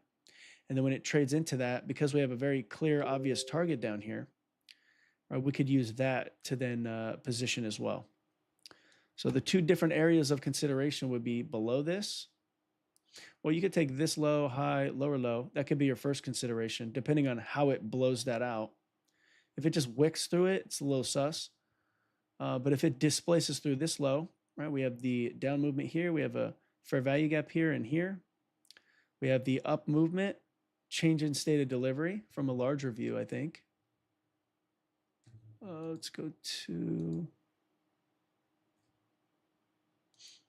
so that's actually a larger fair value gap. So we have that gap.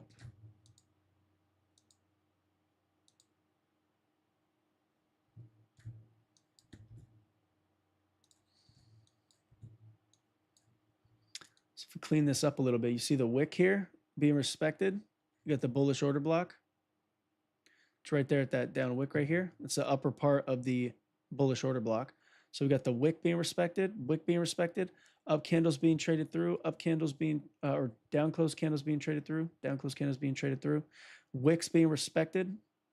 So this has to be given up. We have to break down, change state of delivery, disrespect this behavior, so then we could try to continue to go lower if that's what we're trying to do. Otherwise, you could see the midpoint being respected here of the wick. We see that there's relative equal highs up here from overnight. We have relative equal highs here too. That's a beautiful relative equal high I didn't see earlier. Oh, I did see it actually. So yeah, if this displaces through and changes state again, that could be the potential objective. This one too. But if we break down below this wick, a wick followed by displacement, for one, this is a mitigation block on that lower time frame, remember? Right there. Okay, it's also a big wick. So if we get displacement, this mitigation block now becomes even more significant because it's a nested PD array that's on multiple time frames. It just looks like a wick on the other, like 10, 15-minute time frame. It's a mitigation block here on this lower time frame. And then we still got the first presented fair value gap that's holding up. We still got that regular trading hours gap that could be targeted. Right, this is low probability, high resistance at the moment though. So you got to consider, like, is this something you're willing to participate in? If you take a loss, is it going to destroy you? Right? Are you going to start beating yourself up saying this and that doesn't work? And oh my gosh, ICT this, ICT that, or, these concepts are too hard. Like if you lose and it spirals you into that type of thinking, the best thing you could do when you observe something like this is to just watch. There's no reason to dig a hole for no reason. Because the likelihood of this delivering until certain things are met, right? It's not necessarily super probable, right? It could just hang around in here. That's the issue in nature behind time distortion. It's distorting time, building liquidity, especially with all the different things that we've talked about today, right? Talked about the overall condition, right? Where we're at, high resistance. Talked about the fact that we're ahead of the news tomorrow. It's the end of the month. right? So there's lots of things that are kind of going against us at the moment. BLO. So let's watch this.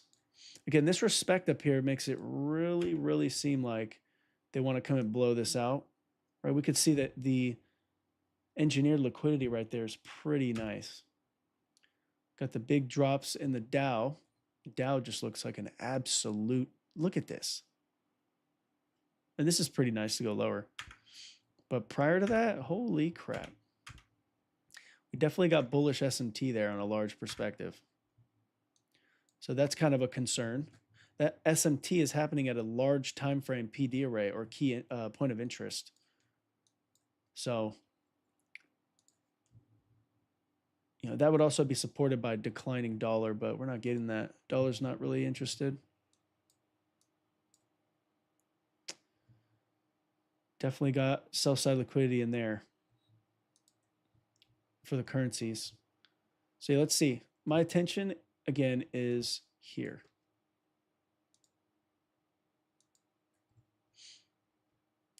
That is the potential change in state on the 1 hour.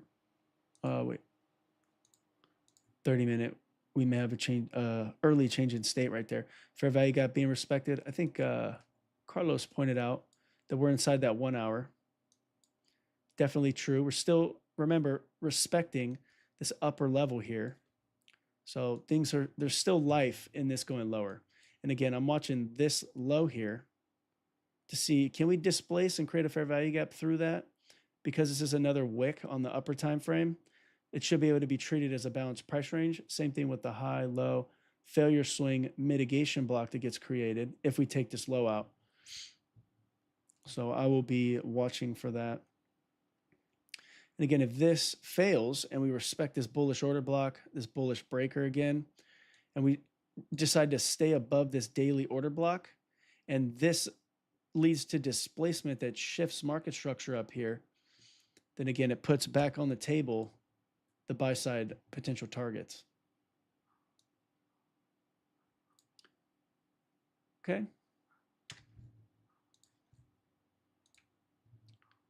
So we'd have to just keep that stuff in mind. Doesn't look like it's going to really want to get there. So we're getting that displacement through that level. We are outside the macro.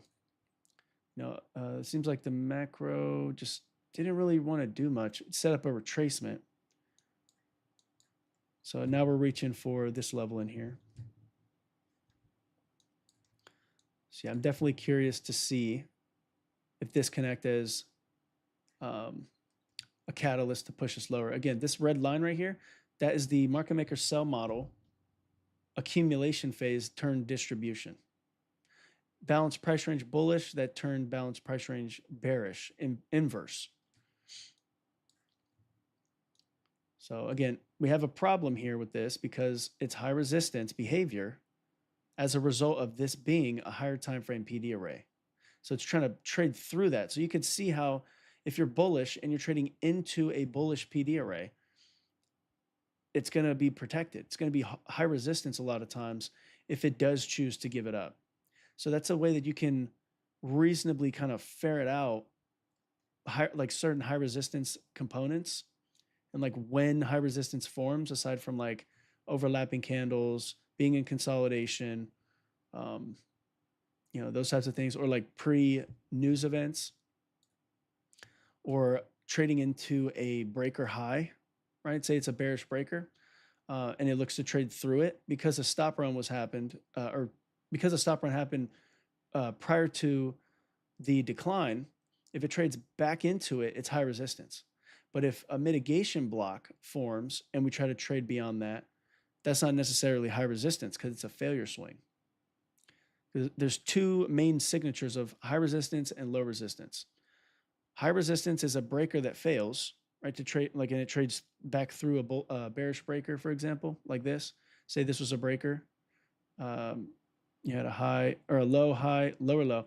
Trading through that is high resistance if it's going to go up through to the buy side versus a mitigation block, right? At every turning point, you have one of these two things too. There's only two, right? So depending on what forms, right? If it gets traded against it, right? Like say a mitigation block is traded against, right? Like to the upside when it should be bearish. That should be low resistance. But if it's a breaker, you can expect potential high resistance. You can also couple that with like, say it's a daily bullish order block, right? And then say there's a bullish breaker, right? It's more likely that it's not going to trade through those levels, right? And you have to obviously observe how price is behaving around them. But typically, if there's like a bullish order block, a bullish breaker inside of a bullish PD array that has SMT at the lows, it is a lot less likely that that thing is going to be given up. Does it always hold? Of course not. Nothing always 100% of the time works. You know, sometimes manual intervention comes in. Sometimes, you know, we miss some things. Or in this case, sometimes Trump says, sends a tweet or something, right? So things can happen. So, but more often than not, this type of characteristic, it should hold up. You know, we'll see if that's the case here, right? We have a breaker inside of a bullish daily order block.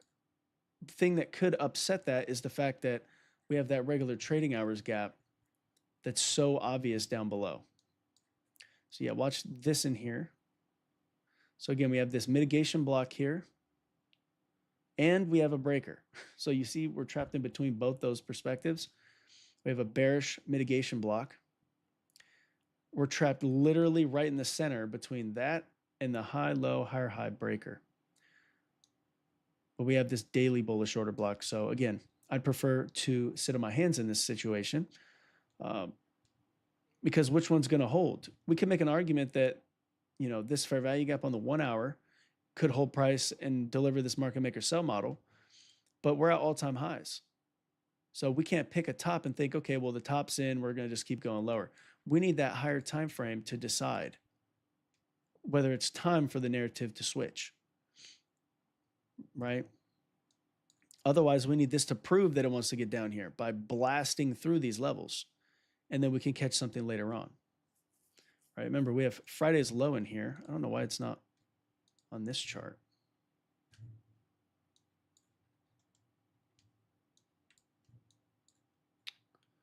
Let me see.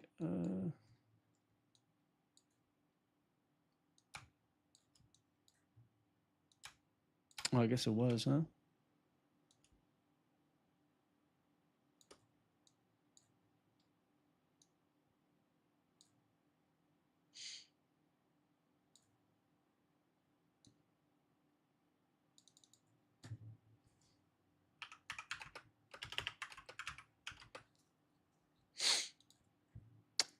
So yeah, we still got the regular trading hours quadrants too. Let me actually pull that over there. Oh shit. Whoops.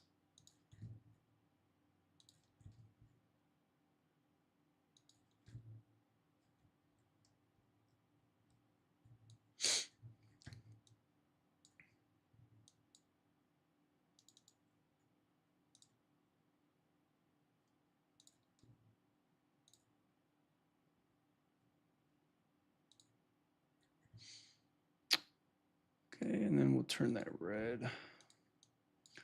I just wanted to throw this up here so we can get a visual of the different quadrants from that previous near term regular trading hours gap because it's significant. These levels are significant, right? You see how it's treating them. All the different quadrants. You know, we got the midpoint there. I want to make it a little bit bigger. So we got the midpoint in there. So as it breaks through these levels, if it's bearish, it's going to come back into them and then respect, come back in, respect, come back in, respect. It's like a grid, you know, just like the wicks, right?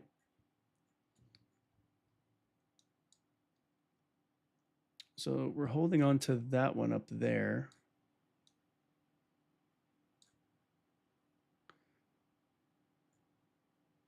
So we could see the 25% right there. 50%. Yeah, a lot of this wick in here is pretty solidly aligned with the regular trading hours quadrants. So yeah, let me actually screenshot that. And then we'll go ahead.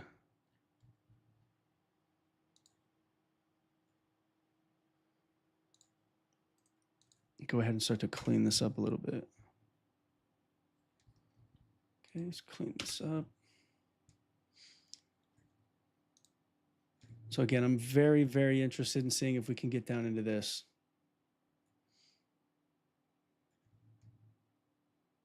See, it looks like this is really, really nice. Balanced price range has been created. It's refusing to get beyond it. So we got the low here being taken. So this, when it returns into that, we need to see almost immediate feedback for this to then try to take out this low. There's really not a lot of volatility in here. It's just sideways.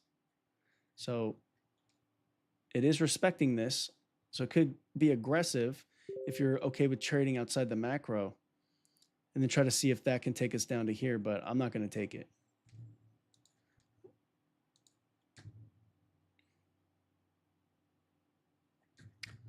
Again, we got this bullish order block here. So again, we're trading into that. So taking a short in there, we're trading inside that bullish order block. Does it mean it won't work out? I mean, nothing's ever 100%. It could slide depending on what they're trying to do. Wait, let me see. So yeah, it looks like they're interested in taking these lows out, like I mentioned. But again, it's a lot more high risk, right? Very, very high resistance. But nonetheless, it still could be an opportunity right there. We got low resistance liquidity down here. So I'm very curious to see. So it worked people like crazy up here. Everything is still looking like it is going lower. So S&P's dragging it lower. Nasdaq's dragging lower. And there she goes. I'm surprised that it responded outside the macro. It held up. I figured that, okay, well, they'll probably wait till the macro comes in. Remember what I said about this first presented fair value gap down here? Which is right here. A return back into that should lead to rapid movement through those lows.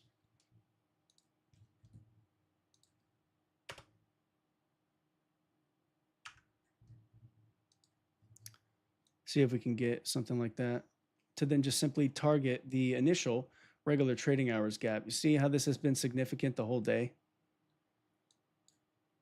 I got that low. Yeah, if it doesn't offer something in here, it will not be an opportunity for me. I need to get a wick into that.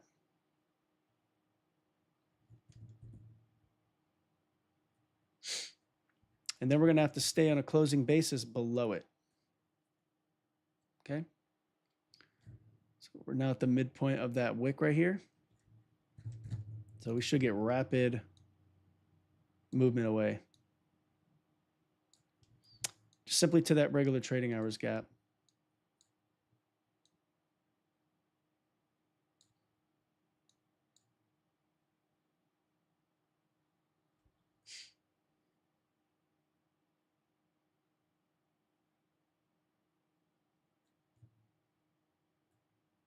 Should see speed here.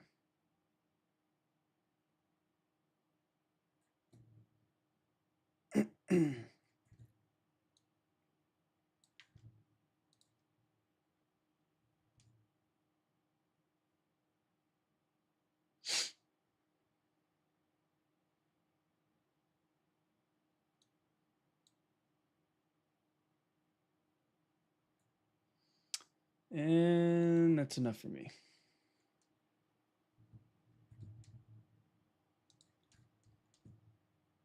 So yeah, let's see. Yep. So again, another move here. So I called, how many trades today, you guys? How many trades did we call today? How many situations did I put you in front of that worked out? We talked about the buy here from this breaker. Again, I'm not giving you financial advice. I'm not telling you to take my trades or not. I'm not telling you that, you follow me and you'll get rich. That's not all what I'm saying, right? Just for compliance reasons. But how many things have we looked at as an opportunity today? One was here. So the buy position. The secondary one was here. I said that if it gets down through that, this could be an opportunity, which it was in hindsight. I laid out the reason why that could be an opportunity. I laid out what could make this more risky. And I laid out also, if we get down below this, we should see speed. It should break down, return into it a little bit, and then be used to then justify a run down to our main objective. What an amazing call today. Like we literally walked this entire market from the beginning up to right now, called literally 2 trades, 100%. Okay. We called the buy 100%, right? I got stopped out, right? For fair, all fairness, right? And I was honest about that, as everyone should be.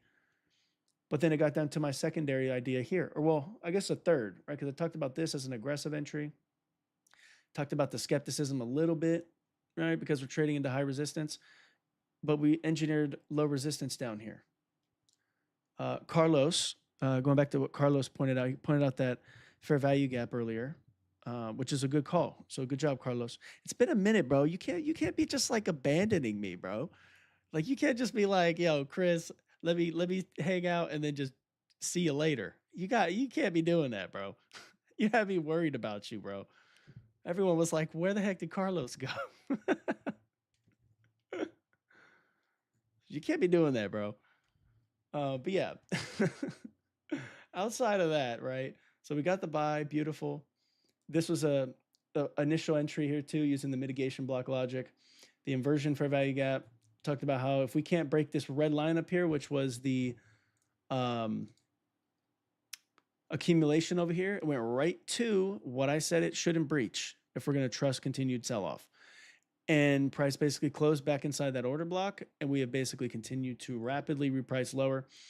And we got a beautiful idea in here, right? It came right down into that because I told you I wanted to wait. Give us that one little candle in there, and I chose to execute on that. Here, let me actually show you the business so you know what's going on. I could have held it for more, obviously, but, you know, today's been kind of a shit show, so, you know. Even in the shit show, we still know what's going on, but it is what it is. Okay, it is what it is. Okay. Oh, let me actually pull that to the side. Okay. Amp Live. Can you see it? Can you see it? Yeah, Amp Live. Live account. Took the execution here. Break even because I put my stop a little bit, you know, a little too high. Because of my rules, right? We're at the beginning of the session. There's no real reason, right? There's no real reason to push it. And then we waited until this point, right? Didn't want to take this one because we're inside this order block. We're inside this breaker. We also have this mitigation block. We're just stuck dancing around. We had this regular trading hours gap targeted from early in the morning, right? I told you guys that that is a risk for price to want to reach into that. We talked about deferred liquidity, and it literally did exactly, you know, what deferred liquidity causes, right? We were reaching into high resistance, okay, which is that bullish order block. So it went down into that. And what did it do? It came back. What did it come back to do? It came back, set highs up here, induced traders to go lower, manipulated back to the buy side, hit our very obvious level in here for the market maker sell model distribution. I told you guys the exact price point that it should not breach. Otherwise, we'll look to probably, you know, go the other way. Price never even got beyond that. It literally stopped to the tick of what we outlined. And then we had a breakdown. So that was a change in state there. I wanted to see if we can get another change in state here. If it would have done that a little bit quicker, I would have been able to execute something a little bit sooner up here. But this run up here and the very slow back and forth choppiness had me like, I think I'll just wait for the first presented for value gap when we deliver down to that to take an entry. But you guys can see that the mitigation block I outlined, the inversion for value gap I outlined, the different quadrants I outlined as well from the previous Friday regular trading hours gap. You can see how every one of these levels is beautifully providing evidence to us that the order flow is still bearish. It's running into these levels, break into the next, into these levels, break into the next, back into these levels, break into the next. So this is just a tool. The reason I put this on there was to literally do exactly what I just described. if price is going to continue to go lower, we want to see the quadrants from either the larger time frame wicks, fair value gaps, or the regular trading hours gaps, new week opening gaps. We want to see those respecting price as it pushes in our direction. So you want to keep these things on your chart when they're in close proximity, so that you can do this type of analysis, right? Because it looks very clear, right? It looks very clear that it was holding it, going lower, and then once, again, once it broke down, because we haven't had any real displacement in here. We only had this one, and then the whipsaw in here and whatever. But then we got this displacement, right? So buy side, sell side. The whole upper portion of this is the upper buy side of the market maker sell model that's anchored to this low here. So we got this low, high, lower low. So we got accumulation, smart money reversal, distribution, right? Well, consolidation, accumulation, smart money reversal from a logical higher time frame POI, whether it's a fair value gap high or the midpoint of the accumulation here. Then we get displacement, so distribution, and then we get redistribution here, right? And then it just continued to be off to the races. I guess you could say it kind of distributed in here too, kind of had a little bit of time, but that's a second stage distribution characteristic. And you see this little candle right there, you drag that over there, price beautifully respected it, right? Aside from that though, you have this first presented for value gap, offered a beautiful 50-point move. And that's enough, right? That's enough. We've talked about so much stuff today. I'm very curious if you guys have questions, but I think I will leave that to you guys to reach out to me and ask those questions. I appreciate you guys hanging out. Sorry earlier that I had to kind of go off a little bit. Hopefully that didn't bother y'all too much, but you guys probably know what I'm talking about. Some of you guys have reached out to me saying that, dude, this is like hella annoying. So I was like, let me try to put something on display. Razor indicator. Mike, did I send you the razor indicator yet? I'm not sure if I sent it to you.